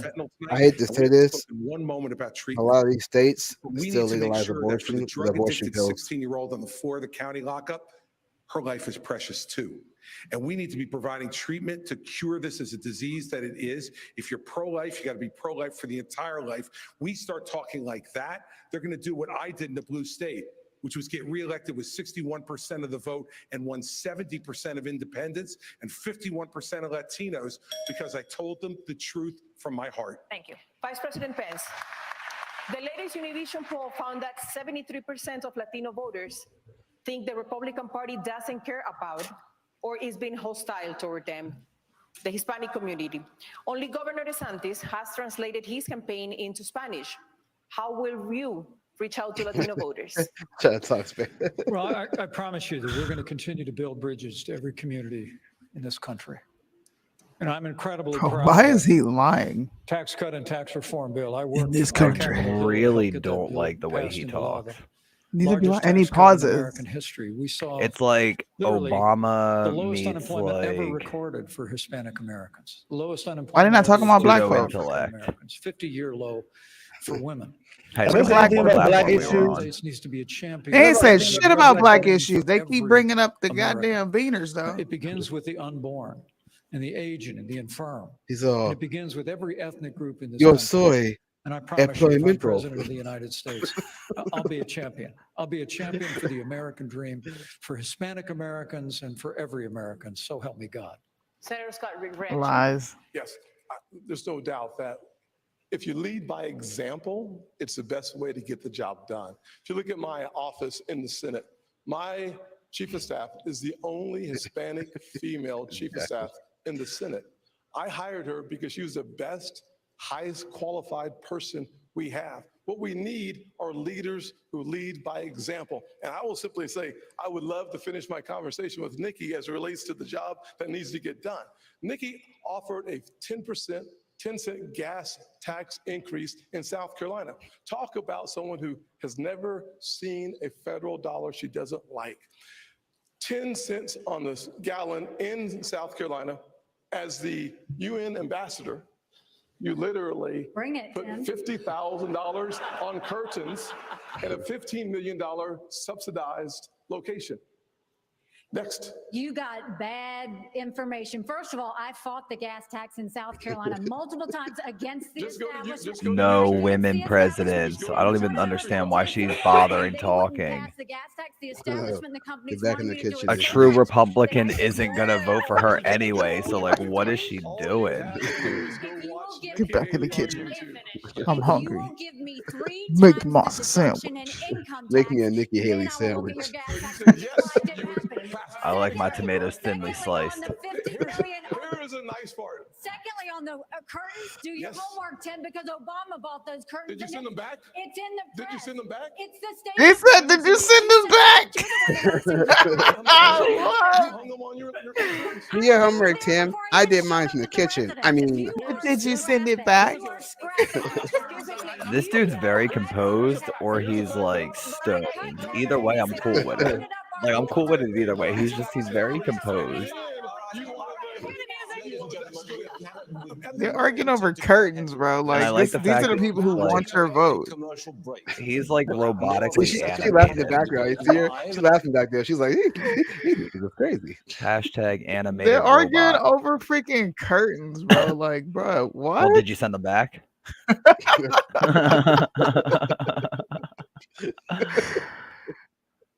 Did you send them back though, Nikki? I just want to know how that dude's gonna be so animated and robotic at the same time. Because I'm Tim Scott. America. It's not a racist country. But you That's know why I what? say, like he's so animated and robotic. I'm gonna take this time to be a typical black person and be upset that we're not ever mentioned. How come we're not Wow, ever I can't partake in this mentioned conversation. I mean, outside of like police brutality and racism? Way to just oppress me. Shut up, white man. I'm sorry. Yes, I'm angry. He said, I'm sorry. But what, like, how honestly, like, let's just have a, what is it called? What does Charlemagne call it? A nigga reality check. Oh yeah, the nigga wake up moment. Yeah, I mean, listen, yeah. if Larry, as much as Larry Elder bombed that interview, if he was there, he would have brought those issues up at least. He would have. I got to So, talk to you about that, Liddell. Side note, those two clips, isn't that crazy? Those two clips. We have to have a panel. I want my hour. I want my hour and a half back, Sunny. Listen, we need to have a panel to do a reaction together. Joe, me, you, and Liddell. We have to. I was gonna go live on YouTube tomorrow and talk about this because I didn't know what else to talk about. I haven't gone live in so long, so I'm gonna go live and talk. If you guys want, I'm so down, but just let me know. Or if not, we can do it Friday and just do it on your show, and I'll stream it on mine. We'll do like that. We can do that too. Look, I'm just, man. Listen, Larry answered. And if you guys don't know what I'm talking about, we'll give you full context. But for right now, we're just, we're talking. He's supposed to be there. He actually mentioned that on the interview that we're talking about. It's called the Higher Learning Podcast. If you guys want to go watch it yourselves, it's about an hour and 35 minutes. Actually, no, an hour and probably 20 minutes because they spent the first half of the show talking about whatever. The first 60 minutes about yeah. Look. He answered every idiotic question they asked him. Every question they asked him, he answered until they got to the point of asking him, "What are you doing?" He refused to answer the question. And they did not set him up. For the people who were like, it was the setup. They were really respectful to him. I was shocked at how chill they were. I really was. I mean, they had that back and forth. The guy's like, Larry. Like there was back and forth, but at the same time, it was, to me, it was just one of those debates that you always see.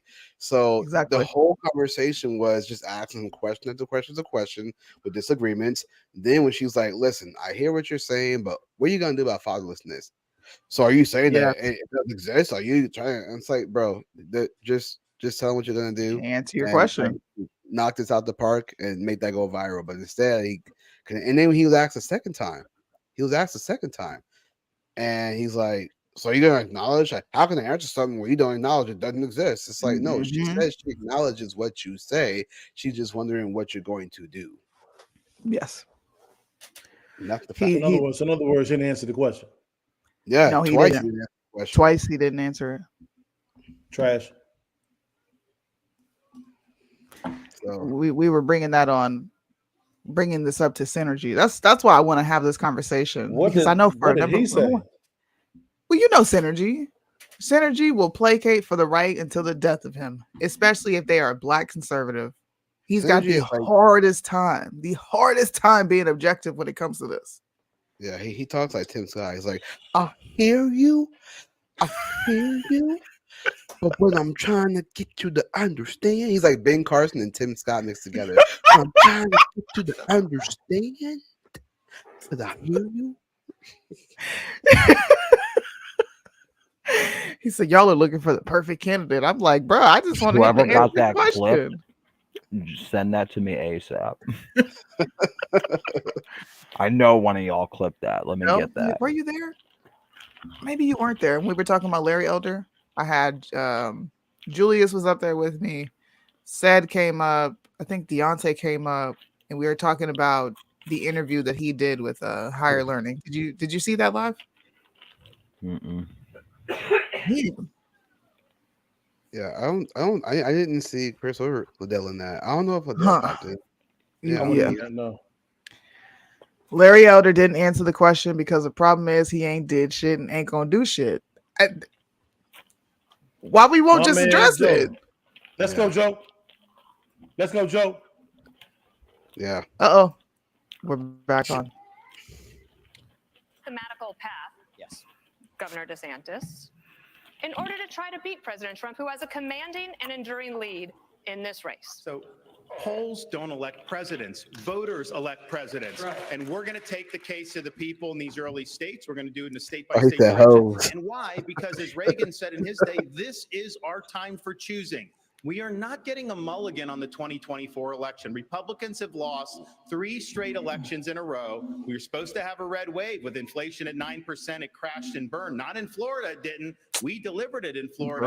Bruh. And so we've got to choose right. We've got to win. And we need somebody that's going to be able to serve 2 terms. So in January of 2023, they'll be able to address the nation saying, we turned the economy around, we secured the border, and we fended off the threat from communist China. As your president, I will get that job done. Governor Christie, I believe I did see you write something. Governor Christie, I believe, excuse me, Governor Christie, I believe I did see you write something on the card. Who was it? No, but I'll certainly tell you. Okay. Look, I think I've been the only one on this stage who's been clear about this. I vote Donald Trump off the island right now. And the reason I vote him off Why? the island, but any of the people on the because you know stage what? off the- Every person on this stage has shown the respect for Republican voters. What? Come here to express their views honestly, candidly. He doesn't and have to directly, come up and to there take and your debate questions y'all. honestly. I have respect for every man and woman on You don't this think he stage does? because they've done it. Vivek, put your hand down Nope. for a second, would you? I don't. I still got No. time, dude. So I'll tell you why after. Here, I'll tell you why okay. after. This guy has not only divided our party, he's divided families all over No, he this hasn't. country. He's divided friends all over this country. I've spoken to people, Yeah, and I know I everyone disagree else with that. has, who have sat at Thanksgiving dinner or at a birthday party People and can't divided have a themselves. conversation I know, anymore exactly. if they disagree with Donald Trump. Governor He needs to and be voted candidates. off the island, and he needs to be taken out of this process. You're just mad because he called you fat. Let's keep it real. Yep. But he is fat. You see his I have a different view on this. gobble I think gobble Trump floating was around an every time he excellent shakes his head. president. But the America First agenda does not belong to Doug one man. Christie. Thank like, you. It does not belong to Donald Trump. It doesn't belong I to like me. him lately. What the It heck? belongs to you, the people The of people. this country. Thank you. And the question is, who's going to unite this country and take the America First agenda The to the next people. level? When we rally Hashtag behind the cry to make America great again, Team we Sharpie. didn't just hunger for a single man. We hungered for the unapologetic pursuit of Ramaswamy, excellence. So yes, your I will 15 seconds are respect up. Donald Trump and his legacy because it's the right thing to do. But we will unite this country to take the America First agenda. I don't know if to any of the you next level. like. And Do that y'all will know take who a George different Watsky is? No. This dude reminds me. The way he speaks reminds me of George Watsky. Like I wonder if he ever like did any All right, studies at it's Emerson. over. I'm curious if he did any studies at Emerson. I don't know, but he studied Obama, which is probably why we're all like, he's so good. he's so No, good. his phrasing is good. His wording is good. Like he's very good with his wording and phrasing. I'll give him that. Well, He still look. look like one of those like graffiti Sharpies. I don't care what anybody says. So Nikki Haley dropped the ball on the Fed getting involved and who owns state land, which is stupid. Senator Tim Scott calls Ukrainian aid a loan. They barely talked about Black education. I don't know if you guys noticed that, and how our Right. literacy scores are in the shitter. You gonna tell me? You gonna tell me almost $1 trillion is a loan? It's a loan, according to Senator Tim Scott. Where do I sign up? Um, I'll take just a mill. Just a mill. DeSantis lied because he, in fact, did say that slaves benefited off of slavery. And he also decided to deflect and not answer the question. And I have the clip right here. I have the clip right here, buddy. Let's play it. We got the clip. Can't hear it. Yeah, I can't hear it. You can't hear it? Well, you should talk to them about it. I mean, I Can didn't you hear that?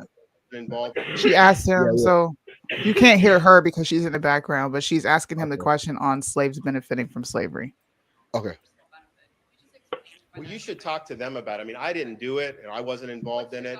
But I think what they're doing is I think that they're probably going to show some of the folks that eventually parlayed, being a blacksmith into doing things later in life. But the reality is, all of that is rooted in whatever is factual. They listed everything out.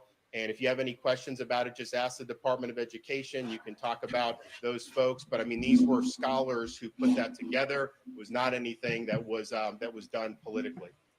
I'm going to read what it says verbatim. And I've done a show on this. Liddell was there. I think you were there, Julius. I've done a show on this. I pulled up the curriculum.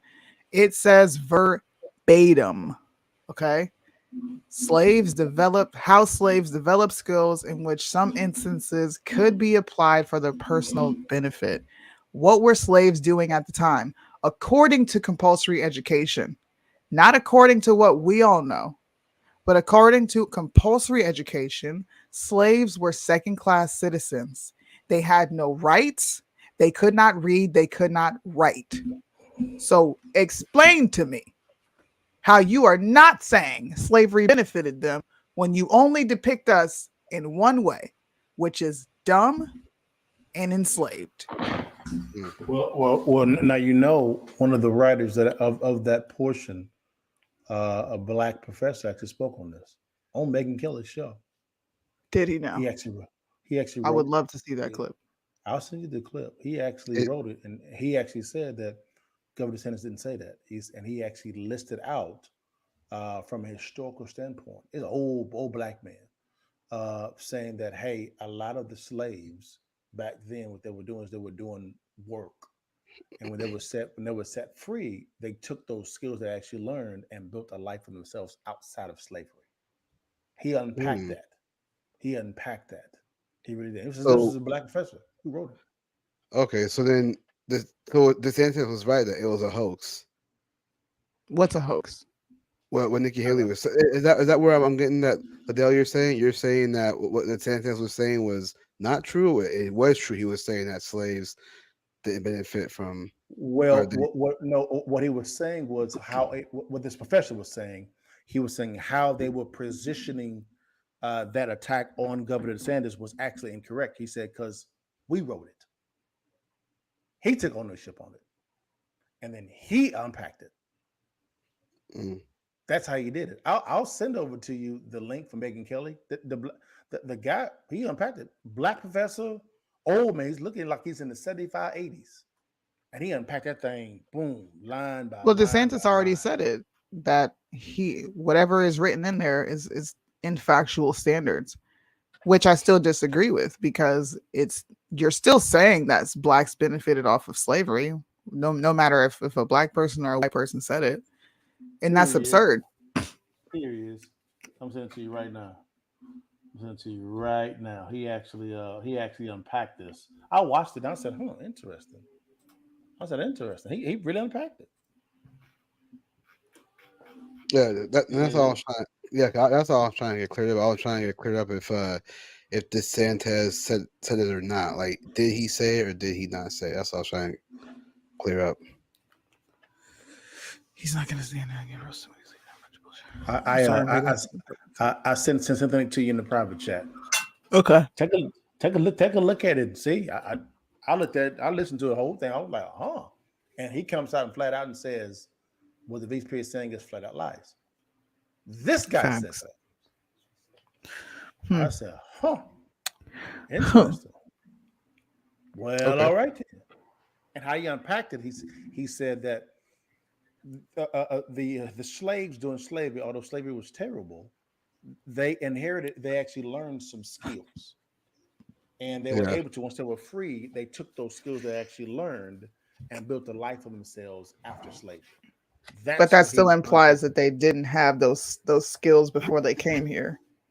and they may, I don't know. I'm repeating what he actually said, because the Yeah. attack was, from what this video was talking about out of his mouth. He was saying that Governor Sanders said that slavery was good for black people, and what this guy says, that's a big flat lie. Let me tell you why. He unpacks it. Oh, okay. This is from his mouth, not mine. Okay. No, I know. That's all I was trying to clarify just so I can know for myself.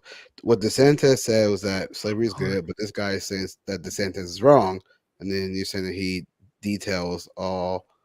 Yeah, he details it, and he says, no, we wrote that. This is why we put that in the curriculum. He unpacks what they put in there, why they did it, and the history behind it. It was very eloquently unpacked. Okay. But yeah, the link is in the private chat, guys. You can check it out for yourself. And if I'm wrong, let me know. I'll Yeah. No, I'll watch it. It just, to me, the overarching point still stands. Republicans are still pushing legislation that is, in essence, critical race theory on the right, because they're still discussing theories. Sure. In some contexts, you're actually spot on. If that's your point, rocking with you. I'm rocking with you. Yeah. That's my overall point, is we're not against CRT. We're just against the left's version of CRT. my whole thing is my whole thing is this here is how can I say this in a way it makes some sense? My whole thing is this here is, it seems to be that a lot of Black history begins and ends in slavery. Yep. What about afterwards? They want to talk about that. Stop it there. Yeah, what's interesting too is that I read something about California, how it wasn't a slave state, and there was actually a woman who became a millionaire. She was like one of like the few first Black women who became a millionaire, even during times of slavery. You're talking about Madam C.J. Walker? No. This was a different woman. I forget her name, but I thought it was interesting. I guess the point I'm making is that, of course, there's always history about slavery, but I think that, again, what Liddell said, it always starts and ends, but we want to talk about the afterwards, like who was doing what, families, and this and that. We just, like, we always look at the bad stuff. And I'm not saying we shouldn't acknowledge the bad stuff. I'm just saying we should also acknowledge that there were folks who overcame the bad stuff. That's why, for example, when you look at like the Tulsa, right? People on the one side, on the more left-leaning side, would say, well, sure, they rebuilt it, but it's the fact that it happened. Do you know what I mean? So, but then the other side is like, listen, we acknowledge it happened, but look at how they overcame such a terrible situation. And I think that's always the colliding conversation. Yeah, I think that I always tell this. There is beauty in toiling. We tend to kind of discount the struggle, and I'm not saying this to make slavery good, not at all. But what did we as a people learn during that time frame? How did we adapt? Because from what I can see, we're one of the most resilient races on the planet. I mean, resilient. So you think there's? Go ahead. No. So are you saying there's beauty in the struggle? Yes, there's beauty in some struggle because of the fact that this here. Like I give you an example. My daughter, she goes to a private school, and she sees a lot of third and fourth generation affluent families. I'm the first in my family generation wise. That's a multimillionaire. And what happens is this here is what I've seen a lot of times is she began to see a lot of the mismanagement of success. And so what she would say is, Dad, these kids are not making wise decisions. I'm like, well, some of them are not, and sometimes you don't either as well. To be honest with you. But then what happens is the one thing I love what T.J. would say. He said, removing the toil away from your kids will wound them more than it will help them, because it creates an entitlement mentality. That's why when the Bible says you will work by the sweat of your brow, that's there for a reason. There is some value in working hard for success. Whenever it's just given to you, you will mismanage it because the success, you're not ready for it. The success will crush you every single time. Like for instance, for me, and I'll land the plane here. My mom dad never taught me about credit, business credit, how to manage the budget, how to save, how to spend, how to build my personal credit. Nothing at all. I had to go and learn that. Was it hard? Yes. Did I begin from behind? Yes. Did it suck sometimes? Yes. Would I change it? No, because it taught me how to hustle, grind, and outwork you. It didn't matter how much money you got, how many contacts you got, you will never outwork me. I will catch up to you because I'm going to outwork you. If you wouldn't wake up at 5 o'clock in the morning, I'm rocking with you. If you ain't working at 5 o'clock in the morning, I'm going to crush you. Because your access can only take you so far. And that's one thing about African Americans. We are so good at knowing how to make sense of chaos. Because that's all we've known a lot of the times. So we can speak order to chaos. No, that's like have you ever looked at it? Like I am so enamored at black mothers and fathers, but mamas, how you guys, Sunni, man, when it comes to how you guys run the house, it could be chaos. And y'all go here, do that, do that, do that. And I'm like, whoa, it's just built inside of you. And I'm like, damn, she just spoke order to the house. How she do that? How she do that? Like me, we like, sit your behind down. I want your behind. Mama's like, okay, you got 5 seconds. and I'm begin at 3. Okay, really got 3 seconds. And so I'm like, damn. And so there is beauty in the struggle. It only becomes beautiful at your perspective of the struggle. If it's always negative, the struggle is going to crush you. If you can look at the I see what you're saying. Without negating the negative, you can catapult yourself easily. That's why Pitbull I see what you're saying. I never lose, I always learn. Yeah. That makes sense. That's actually a better way to look at struggles. I, for one, I've never looked at struggles that way. My struggles is just like, okay, I struggled through that. I'm not trying to go back there, but I don't feel like I learned anything from it. And to me, when I have to go look and observe my struggle, it causes more pain than it does pushing me forward. And maybe that means I'm not over it. Who knows? But I can't recognize any beauty. I don't recognize any beauty there. It's just like, nah, I'm not. No, there was no beauty in that. Of course, I am who I am today. But I don't think I got there because of my struggle. I think I got there because I started taking ownership for my shit. I agree with that. But there's some characteristics that you learn through the struggle, Susu, that cause you to make that pivot. Look at your belief in Christ. How is it beautiful to die on the cross?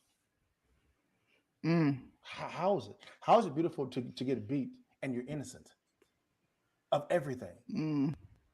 I see what you're saying. But the text says all things work together for the good of those who love those that are called to his purpose. How is it beautiful for me to lose my son? How? It doesn't make any logical sense until you invite Christ into the equation. Every single time. And so that's how I could cry over Michael, but also praise Christ as I hold my son and my hand's dead. Yeah. There's beauty in the struggle. What it looks like in each context, it's different. It's different, yeah. Yeah. That makes sense. That's all kind of piggyback on what Liddell, or from what Sunny, you were saying, the struggle thing is that I think there is even ownership in the struggle because, you know, even with my struggles, you know what I mean? I would say that I'm the person I am today because I went through those struggles, because it made me realize that going through that made me see what I'm seeing today, which is the truth. You know what I mean? That's good.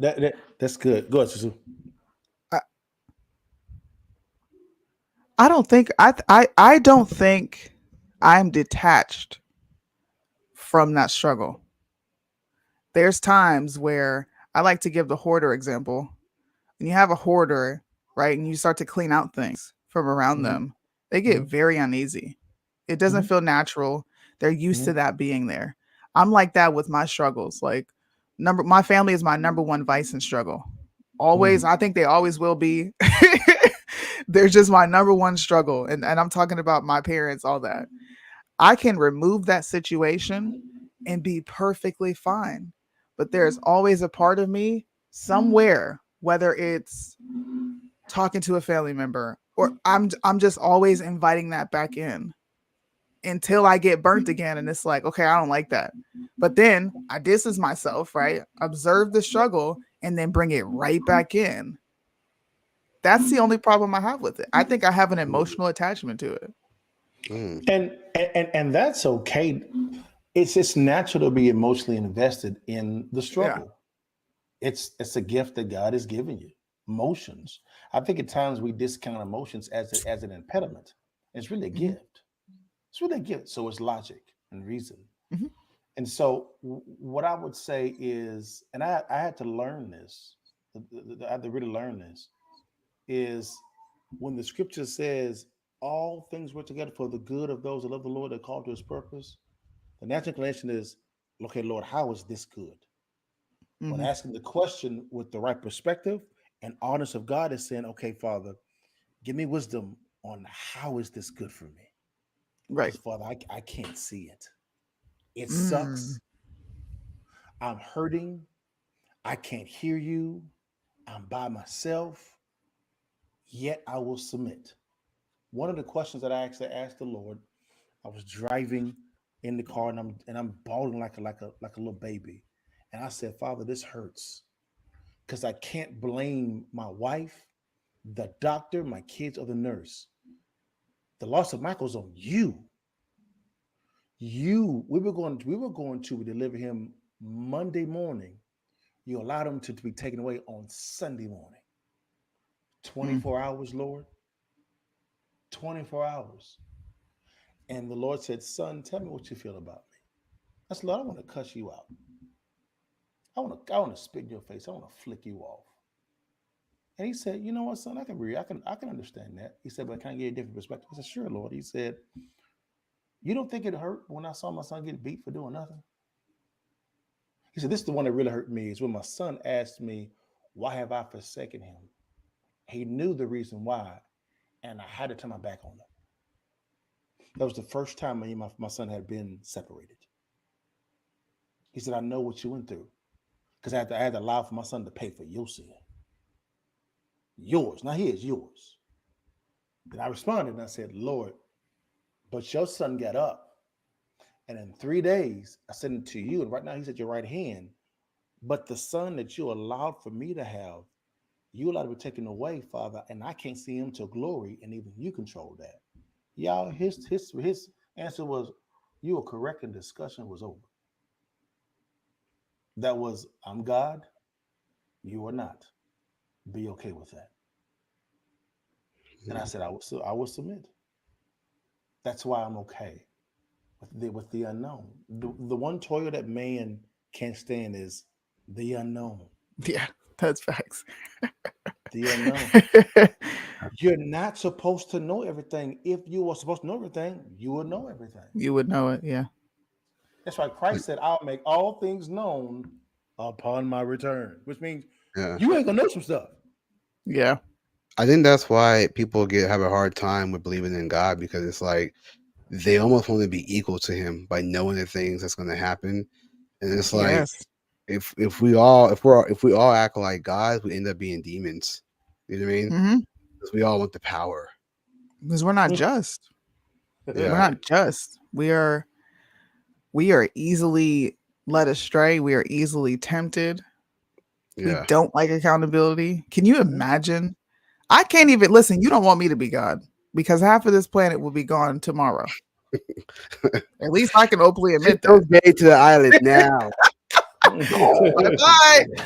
It just must be what it is. Everybody hold on. But here's the big thing about it, though, guys, is God would allow for you to be the king and say, "Do it your way." I'll be here when it's screwed up. Sure, do your thing.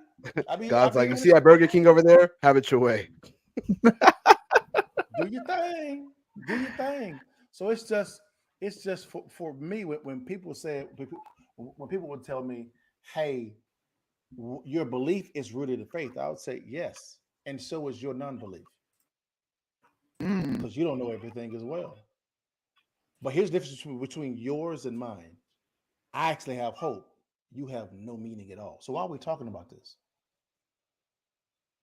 You're cool. You have no meaning, right? Let's stop talking about it. Unless you are curious. If you're curious, let's rap a little bit. But that's usually people's journeys, though, is that as much as they want to know about God and kind of have this, I guess what it seems like this equalization of knowing, that's part of the journey. What's interesting is that they don't realize that even with that, that's part of the journey. Even if they dismiss him, that's part of the journey, and they don't even realize that. That's why with me, like, I'll be honest, Liddell, it's hard for me to explain that to people. Because for me, I just live it. I don't question nothing. I just allow him to put me in whatever spot he needs me to. But not allow him. I'm saying that, like, I mean allow as far as like I don't control him. I let him, God will put me where he needs me. I don't want to question it. I don't want to say, God, I want $1 million right now. That's not going to get me nowhere. But if I'm led to somewhere where, not even if it's $1 million, but I'm led to somewhere where I'm broke, then that's my mission to get out of that, to become that millionaire. Sure. You know what I mean? And keep hustling. Even the blessing of being broke is a blessing. Yeah. Because it forces you to be creative. It forces you just to be creative, to how to make something out of nothing. That's the reason why when I walk into a room with someone that's starting in business or real estate or a Jerry Jones, I'm very confident. Why? I've been places that you haven't been. I can go to the hood and go to the boardroom. I can be a chameleon. You can. I can. And so that's the reason why is, like, for instance, I'll give you an example. I was talking to one of my, is one of my mentors, was a family member of mine, and he's a big, strong Democrat, a liberal to the core. And he loves the Lord, but he says, anyone that supports Trump, I have to question if you even believe it. And I was like, you off base now. Because now what you're telling me is the liberal side holds the keys to the kingdom. Give me your scripture. He had nothing. Check your whole thing. This dude said you can't compare Joe Biden to Donald Trump. I said, actually, I can. So how? None of them are the king. That's how I can compare them. Who are you talking about? You know, I'm from a King Jesus. Come on, stop playing this game. But he's so married to the political ideology of the Democrat Party. He can't even see that he's even blind. Yeah. He can't see it. That's why I respect you, Julius. I respect you, Sunni, is because and I pray that I've been checked as well as also saying, hey, you're too confident of what you don't know. You're too confident there. Hey, relook at that. Hey, it's been times where I say, you know what, Sunni, I was wrong. Can you please forgive me? I was off on this one. My bad. That's on me. Sunni, like, cool. Ain't no problem. That's cool. Me and Sunni, we lean conservative. That's cool. Ain't no problem with it at all. We just don't think that the conservative side has all the answers. Because they don't. They kind of suck. Yep. They do. Kind of is an understatement. That's why Sunni, like, I totally, like synergy, I hear you when it comes to the whole 2024 the presidential whatever race. I hear you when it comes to the hype behind it, but just after watching that debate, I really don't know what's going to happen. It might still be popping off. He might, you know what I mean? Could be some people popping off and whatever. Yeah. But I just honestly like I don't see this bandwagon behind Joe Biden. Of course you're gonna see your Trump culters, all the old people. Let's just be real. Trump got a lot of old people, bro. Let's just be honest. Like he got no youth. All the people like if you But watch, that's why it's exciting. That's why it's exciting, Julius, is because the chickens have come home to roost. Democrats are no longer relevant without their social issues. They have a walking dead zombie as their candidate. It is good that Trump is doing what he's doing. I don't agree with Trump. I don't agree with a lot of stuff that he's been doing, but I understand what this does optically. I also understand. I'm a long game person. What is this going to look like 10 years from now? Yeah. We're going to reference back to this moment in history where both parties had to rise to the occasion and actually do something. They can't run on social issues no more. Did you see all of us watching that debate? All they talked about was social issues, and all we wanted, what are the facts? What are the truth? You're lying here. I know you're lying there, right? And on top of that, people are no longer watching mainstream conservatives. What are viewers looking for? They want authentic, independent, objective influencers. Yeah. Put like this, Susu. A congressional candidate who I interviewed on my kind of podcast reached out to me and said, "Liddell, can we have a professional interview?" So what you mean? He said, I'll bring the crew, no problem. Sit down, I want you to drill me. I was like, you sure? She said, yeah. I said, is anything off limits? Nothing. I'm gonna bring that pain hardcore to the brain. I'm gonna bring it. And we gonna live stream it. We sure is. I'm gonna try live stream it. We may have to record it, and then we can live stream it. Yeah. But I'm gonna bring it. I'm gonna bring it.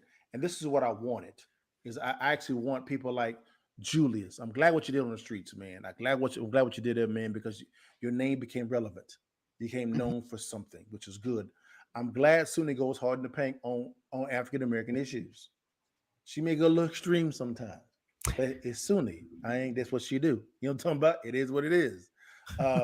But that's all good. Me, I'm more business and more politically savvy, but I try to walk in wisdom, okay, and try to be open to being corrected if I need to. We're having a voice now to where now they're saying, I want to sit down and talk with you guys. Yeah, I want to sit down and talk with you guys. Like Julius, man, I love for you, man, to interview, man, a candidate, man, on the Republican side and Democrat side. Hold, if you can, hold a debate. Hold a debate, man, for liberal in California and the conservative and even in the independent, and say, hey, let's talk some ideas, man. And you go in, bro. You go in. I said, no, this ain't make no damn sense, man, because of 1, 2, 3, 4, 5. No, you said this. Yeah, What you said. It would be cool to moderate. I got one thing I gotta do, Liddell, and I know this is maybe a little bit too personal, but I gotta just get on, like, be a lot more like knowledgeable, like read the stuff, things like that, study it.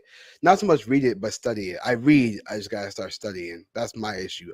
I read a lot, I just don't study a lot, if that makes sense. But I know what you mean, though. Bring on Max. Max knows what's going on in California. He Bring really on does, Max though. if you can. He knows it. And said, Max, pick a conservative and a liberal and an independent, whether it be from a county, city, state, or as well as federal, man, and let's have separate debates with them. And when you and I both can actually moderate, and you'll be at your crib, I'll be at my crib. They can come in via StreamYard, and y'all get it in, man. Push them. It's important. It's important. People trust you, man. They trust you. I'm trying over here. I haven't gone live in over a week. I've been actually working on an intro for my YouTube channels, because we have one for the Asian Man podcast.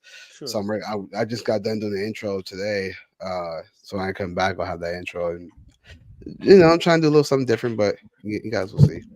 Yes, definitely working. I'm excited. This makes me excited. I know everyone else looks and they're like, man, Trump ain't gonna win. Bro, this is bigger than Trump. Red Pill said that she'll do it. Hey, Suni. Yeah. Let's go bold. What? Let's ask our assistant, you know who she is, Yes. to reach out to Robert F. Kennedy Jr. Ooh, okay. I want to interview I'll him tell her that right now. with you and Mo. And we can invite people on to ask him questions. You know what I'm saying? Yeah. Let's do that and have it going on all of our platforms. I'll put money behind it to where we can actually have it a big thing as well, and also see if she can reach out to Vivek Ramaswamy. Okay. Oh, we going big. You gotta press Vivek the way Anomaly did. You gotta press him like that because Anomaly pressed him, dude. Everybody was so mad. I didn't see it. Is it on Anomaly's YouTube page? Yeah, he interviewed him like a month ago, and everybody It got was a so good interview. mad. Yeah, because Vivek only gave him a half an hour, so Anomaly had to rapid fire a bunch of stuff. But people were so mad that he was interviewing him, like pressing him, and it's like nobody That's else what is we're doing supposed to do. Yeah, like everybody else, like I watched other interviews he did. It was all softball interviews, and then when Anomaly pressed him, he was like, "No, this, your book, your business, your business." I just thought it was, to me, I thought it was a great interview. Everybody's like, "Oh my god, Anomaly's whatever, he's a DeSantis, whatever the case." And I No, was just bro, like, we need to be upfront and honest with these candidates. They Yeah. don't just get your vote. The first look, I talked to what's his name? Guy who was running out in Cali. Legsit got behind him. Can't think of his name right now. "Oh, I know you're talking about." The rich guy. I know you're talking about. He's a Hispanic Yes. guy. Yeah. I know Okay. about. Everybody, Suni, just talk to him. You'll like him. Suni, come on, just talk to him. We'll set up an Instagram live. You can talk to him. Maybe it'll change your opinions on these things. This is when I was really supporting Larry Elder. So I said, fine. I kept it all the way straight with him. Don't talk to me like a used car salesman. Help me understand why you're the better candidate. Guess what he did? Crumbled. He crumbled. When you're just straightforward with them like that, like I don't want you to. I'm not softballing you. I'm not interested in anything you got going on PC. I want to know why we should vote for you. Period. Yeah. And study them. Study them. Okay, you said this last month. How does this line up here? Yeah, I remember that interview too because when you asked him a question, not about race per se, but it kind of tied to that, and the way he framed it, I remember like just watching, being like, "Oh Lord, he done went that route." I was like, "Come on, bro!" Like, he gave such a political answer, and I was like, even I was like, I thought he was cool, but man, he's just not. And I'll be honest, I hate to say this, but people got behind him. It was like, "Oh, he's gonna represent Mexicans." And I was like, "I don't know, man. If The y'all first just like thing each he other, it's said, race." dude, Like, the first thing he said to me was, "You're a mom, right? You're a mom, right, Sonia?" I said, "Yeah, I'm a mom." Well, I'm gonna fight for you and your kids. I'm just like, bro, do you know who you talking to? That don't work on me. You gonna have to come up with something better than that. Okay, you gonna fight for me? I fight for me and my kids every day. I have a man who fights for his family every day. I don't need you to do that. I need you to by him, tell me why we should vote for you. by him saying that, he gave you the 9 famous words. I'm from the government, and I'm here to help. He really did. You're like, "Yep, not voting for you." At all. I don't think what was his name. Like, I see his name across that hat. I just can't think of I it. just can't think of his name either. Nah. It was like I see it too. I see that hat with the blue and red. I see it with the white hat he had. I just can't think of his name. Red Pill knows his name. I ain't gonna lie to you. The envy that Tremino. That's what it was. Yeah. Anthony Tremino. Anthony Yeah, Tremino. he had pizza name. The interview that I had with the what's his name, the Peter congressman, Hernandez. he's solid. Solid. His specifics, I pressed him. Now you gonna do that?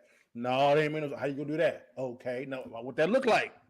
I'm going to go a little bit deeper there, and he was boom, boom, boom, and I just said, okay, why is this dude not in the forefront of the California GOP? What the problem? Exactly. Because they don't want base people like him, or I would even say Dan Mercury. I interviewed Dan Mercury actually. He's actually pretty cool. Like I actually like Dan Mercury. He's not like he don't answer things in the way a politician does. He's like I serious. like him too. I like him Like too. he's the type to come into the Senate room with a machine gun and just wipe them all out and then be like, "All right, guys, you got your jobs. Go do it." He's pretty base, man. Like he's pretty cool. The fact that he even Take them talks to all out. people, like, yeah, what I always like about him is that he talks to people. Like he'll join a live not as a politician. He joins a live as a father. You know what I mean?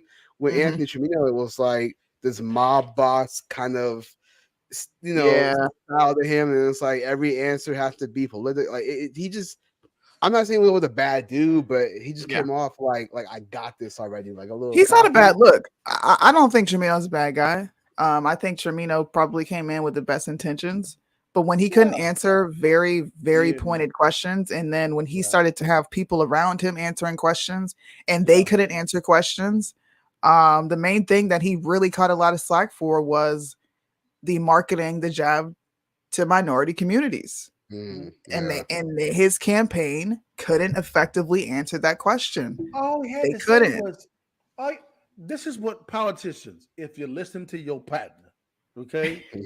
If you made a mistake, here's a new flash. Own it. Yeah. Just say, man, you know what? At the time, I thought it was a good idea, and we implemented it. At looking back at it in hindsight, guys, I actually made a mistake. My bad. I could do this better. I could do this better. This could this better. This is what I learned. This is how I would apply it this time. Oh, you're not God. You are a finite person. You're going to make mistakes. Stop trying to project this perfection because you're not perfect. Right. You're not. Facts. It's something. I agree with that. It's something. See, this is why I'm excited, Julius, because independent journalists, this is our time to actually hold people accountable, to bring them on the shows, to ask the questions that mainstream media does not ask. I encourage our viewers, you guys should send questions in. Anytime you know we're about to interview a candidate, send those questions in. We can even do our very own version of town hall meetings. Like we don't need Fox News. We don't need any of this. We need people who have a common interest in actually pushing America forward. Yeah. Why can't any of this stuff be done? Yeah, and I know this is very minute to say, but especially when we screen record it, like we get those gems and we post it on social media and it circles around. Exactly. That definitely does. That helps out a lot. Like when I share little things like that, it goes around. I mean, even if it's some other content, like when I share ET entertainment of that actress talking about she wants to get paid for just being there or something like that, that got a lot of views. I mean, a lot. Like. Yeah. I was like, whoa, that's crazy. But stuff like that helps, you know. Yep. But late time ago, I don't think that Biden's going to run though. Biden's not going to run. You know who's running? You want to know how I know? You want to know? Hold on, let me show you. Your mouth's going to hit the floor. This is how I know this person is going to run. I saw this yesterday.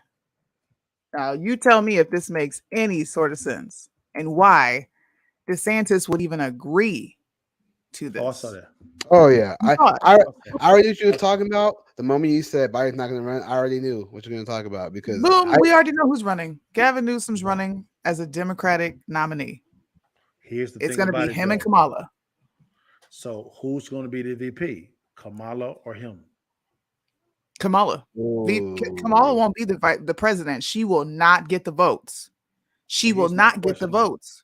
How's the Democrats going to rationalize that for the equity type of scenario? Because now you have a white man again running in a senior position over a black woman. Ooh, true. Dang, you bring up another point. True. But she has to step aside. But you're not wrong about that. But here's the issue with that.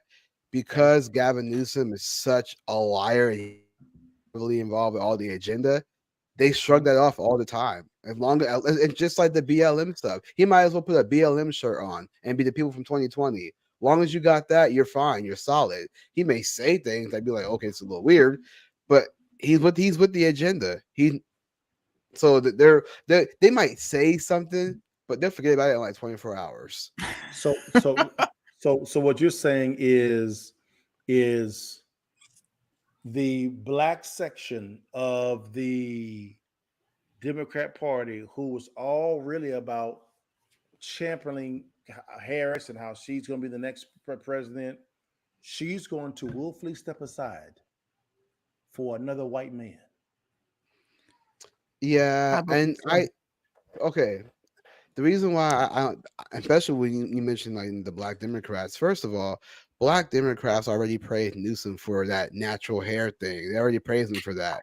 And so and then the reparation that they keep on talking about, all they gotta say, those two things, and then throw in gay. Easy. It's an easy slam dunk.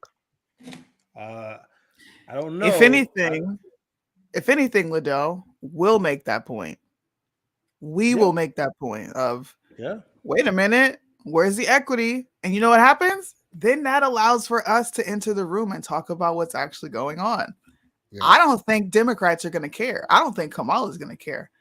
Kamala's just happy to be there at this point.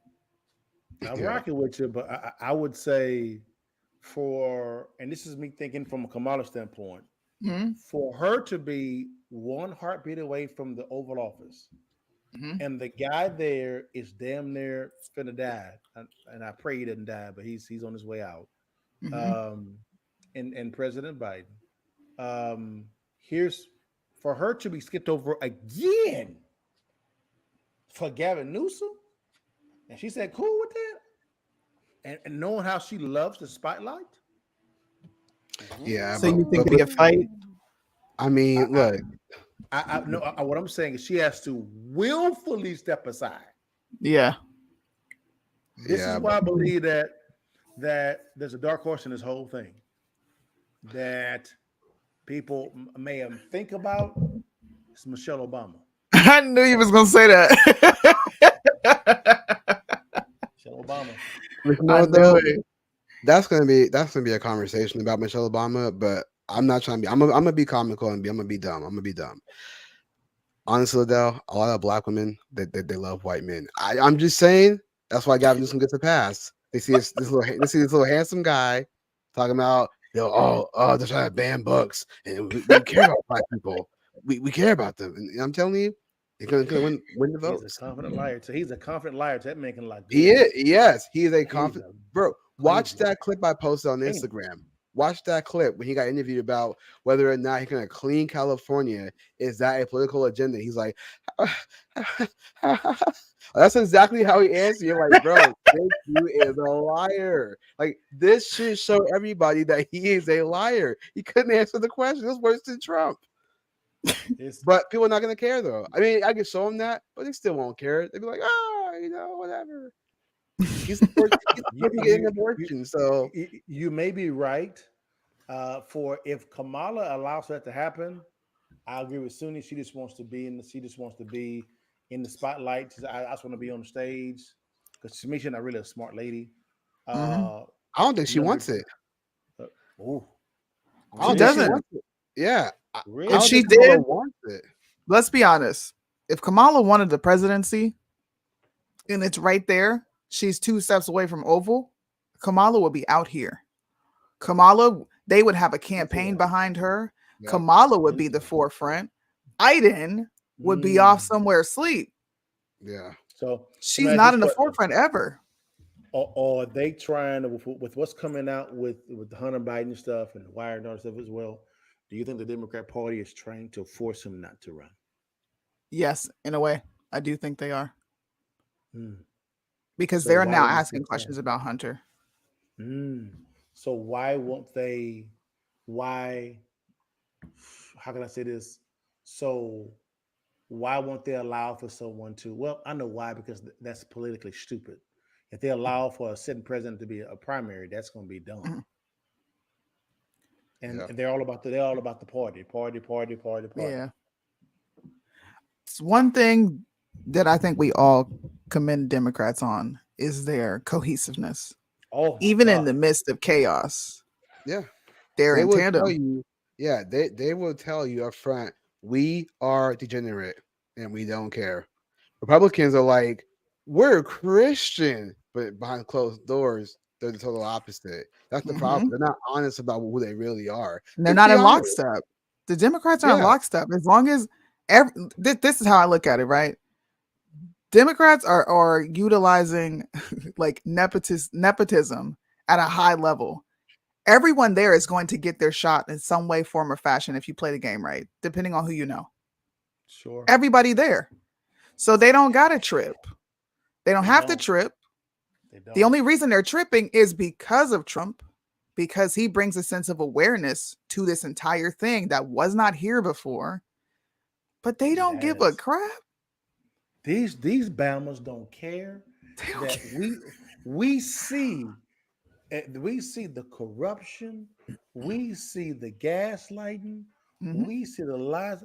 One liberal that we all know on Instagram, when I actually posted about the rates being at 8%, I said it's official. Mortgage rates are at 8%, and this is a paper, okay? Debt borrows. This Bama said, Liddell, you can't complain about interest rates and inflation in the same breath. I just said, but that is. Called him Obama. He said, all of the inflation is due to the stimulus that Trump infused into the economy. This is what I mean. You see how dedicated they are to the delusion? They are committed to the delusion, to the scam. They're committed. That's why they win. Republicans, bro, they get exposed and they be like, "Oh, I'm sorry." Democrats don't come out and say sorry for nothing. That real talk Trump like, man, whatever. Hey, why are we taking people from these SO countries? This is ridiculous. And I'd be like, you can't say that, but you right.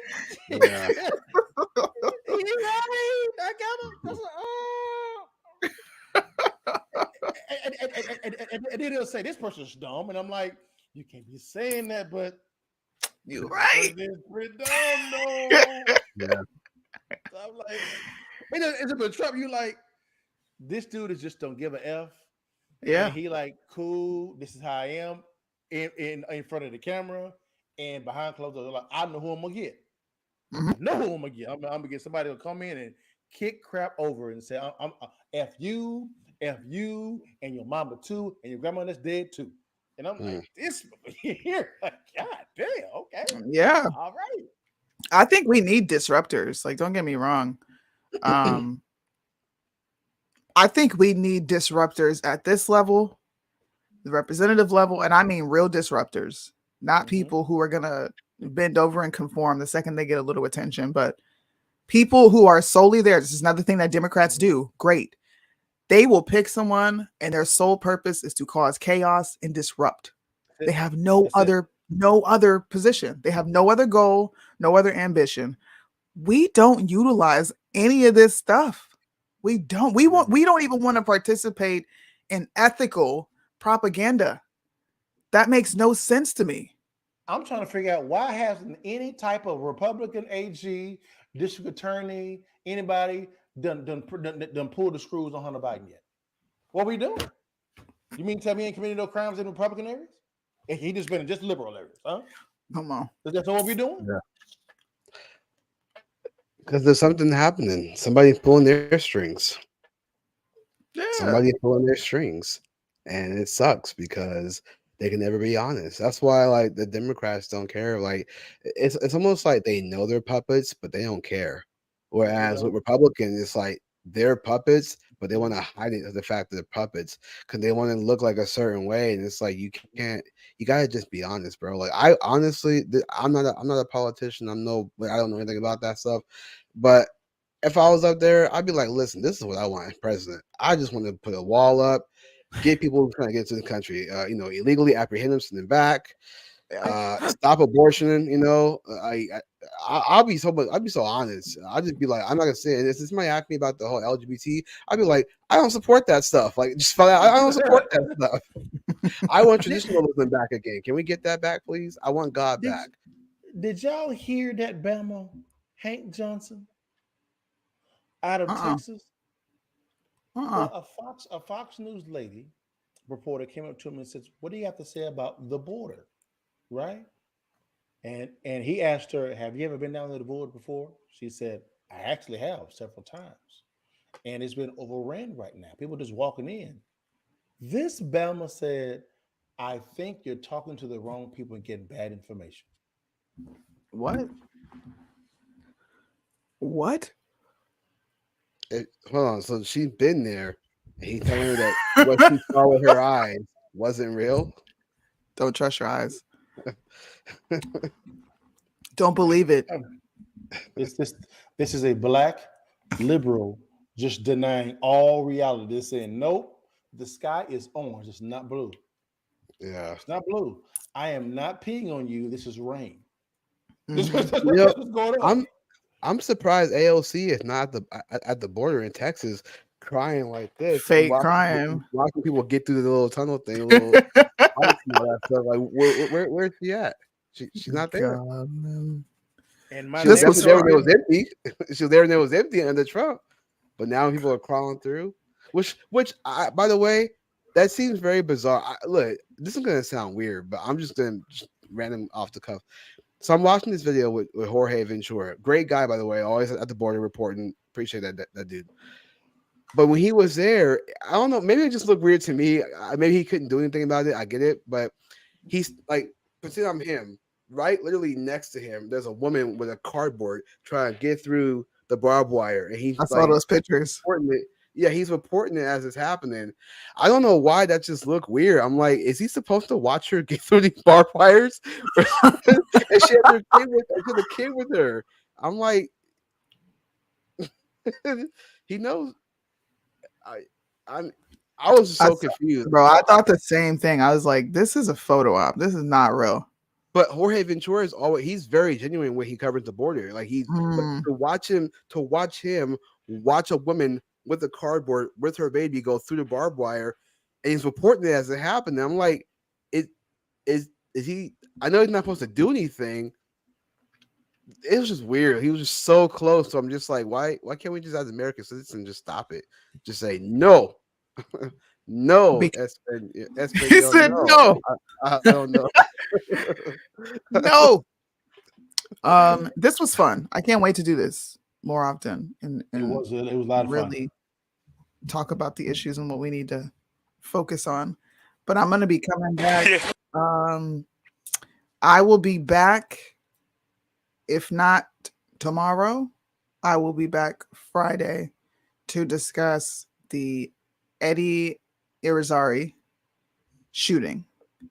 This shooting, in my most personal, humble opinion, this is an egregious thing that is happening. All charges were dropped against this officer. I'm going to run the clip just because it's only about 7 minutes until this man loses his life. But just to give you guys a little cliffhanger, this man was being followed due to erratic driving. He was driving slow, and he also turned down a one-way street. This alerted cops. They got behind him, followed him. He eventually went down a one-way street and stopped. And this is what we see once he stopped.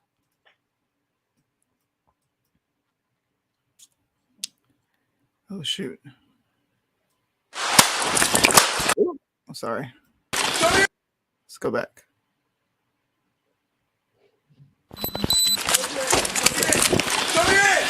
Show that fucking. Show that. I'll fucking shoot you. 413 shots fired. Shots fired. Now we're going to stop it there. Police initial statement was that he lunged at them with a knife. This man never left the car. He poses no threat. He is in a car. The cops are not in front of the car. They're at the side. Why they were able to drop every single charge. A judge dismissed the charges against this cop.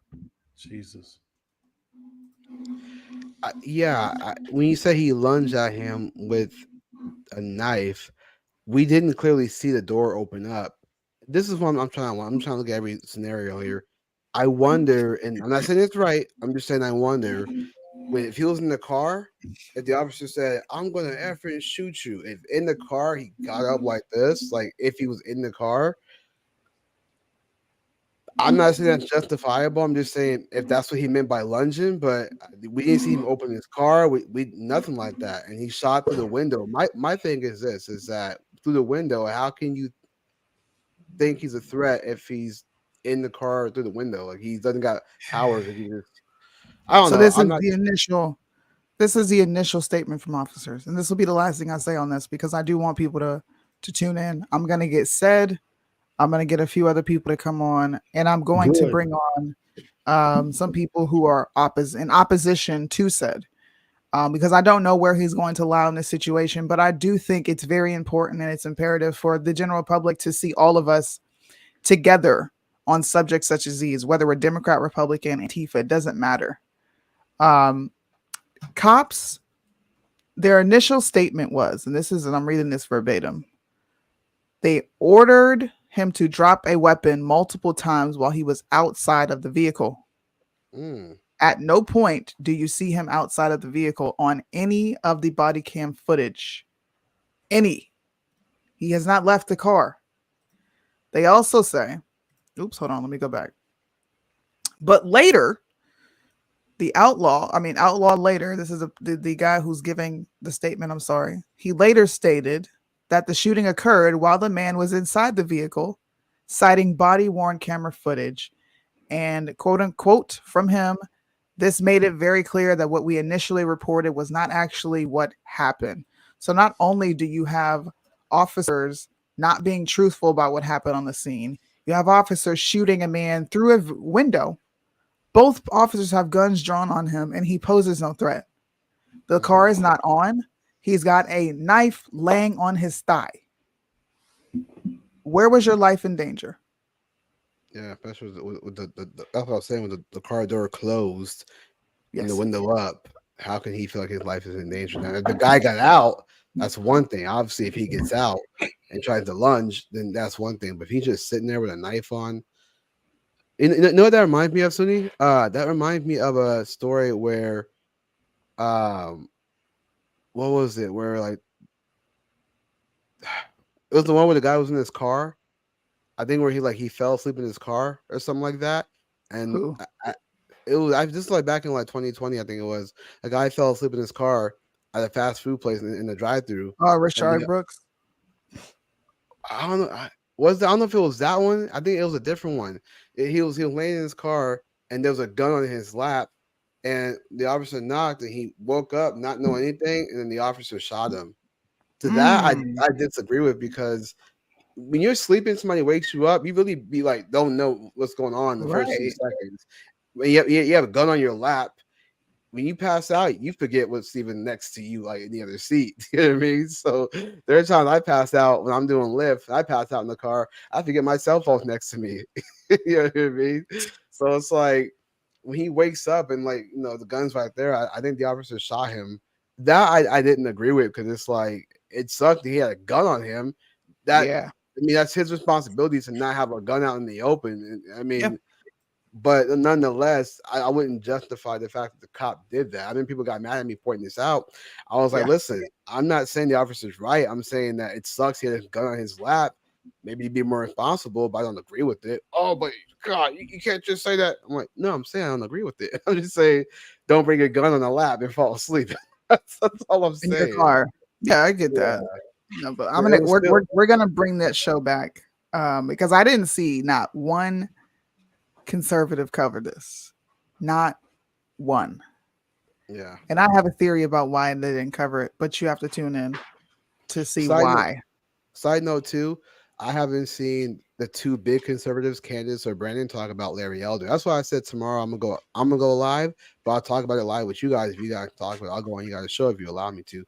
But I'll talk about it tomorrow on my show for sure, because I don't see anybody talking about the Larry Elder situation. You want to know what else they won't discuss?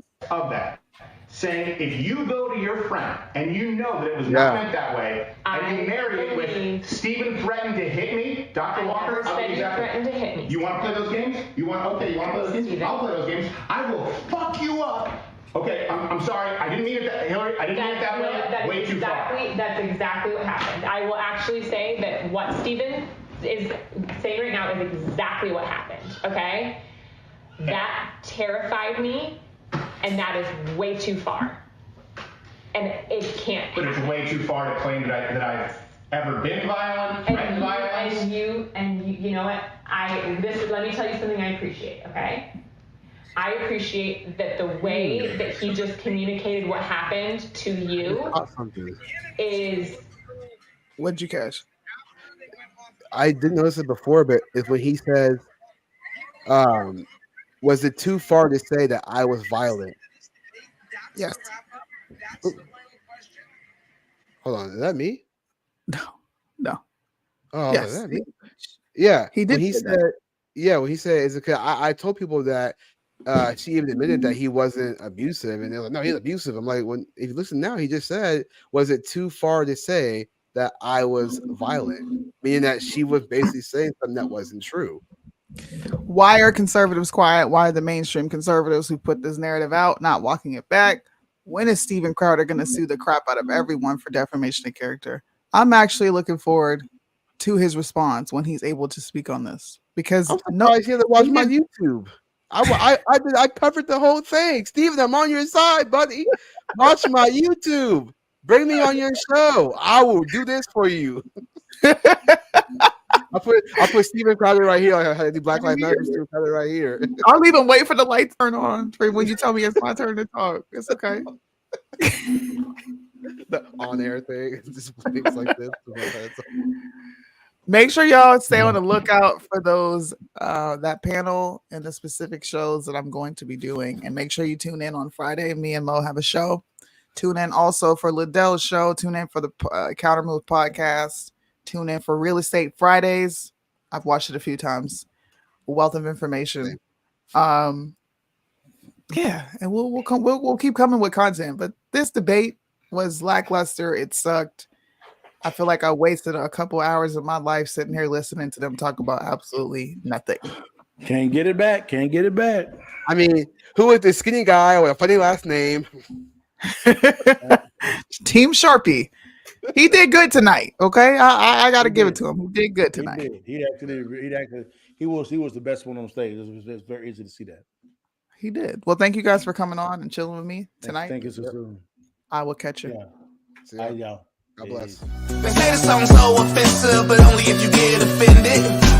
I can't offend you without your permission, and you don't even have to listen. They say the song's so offensive.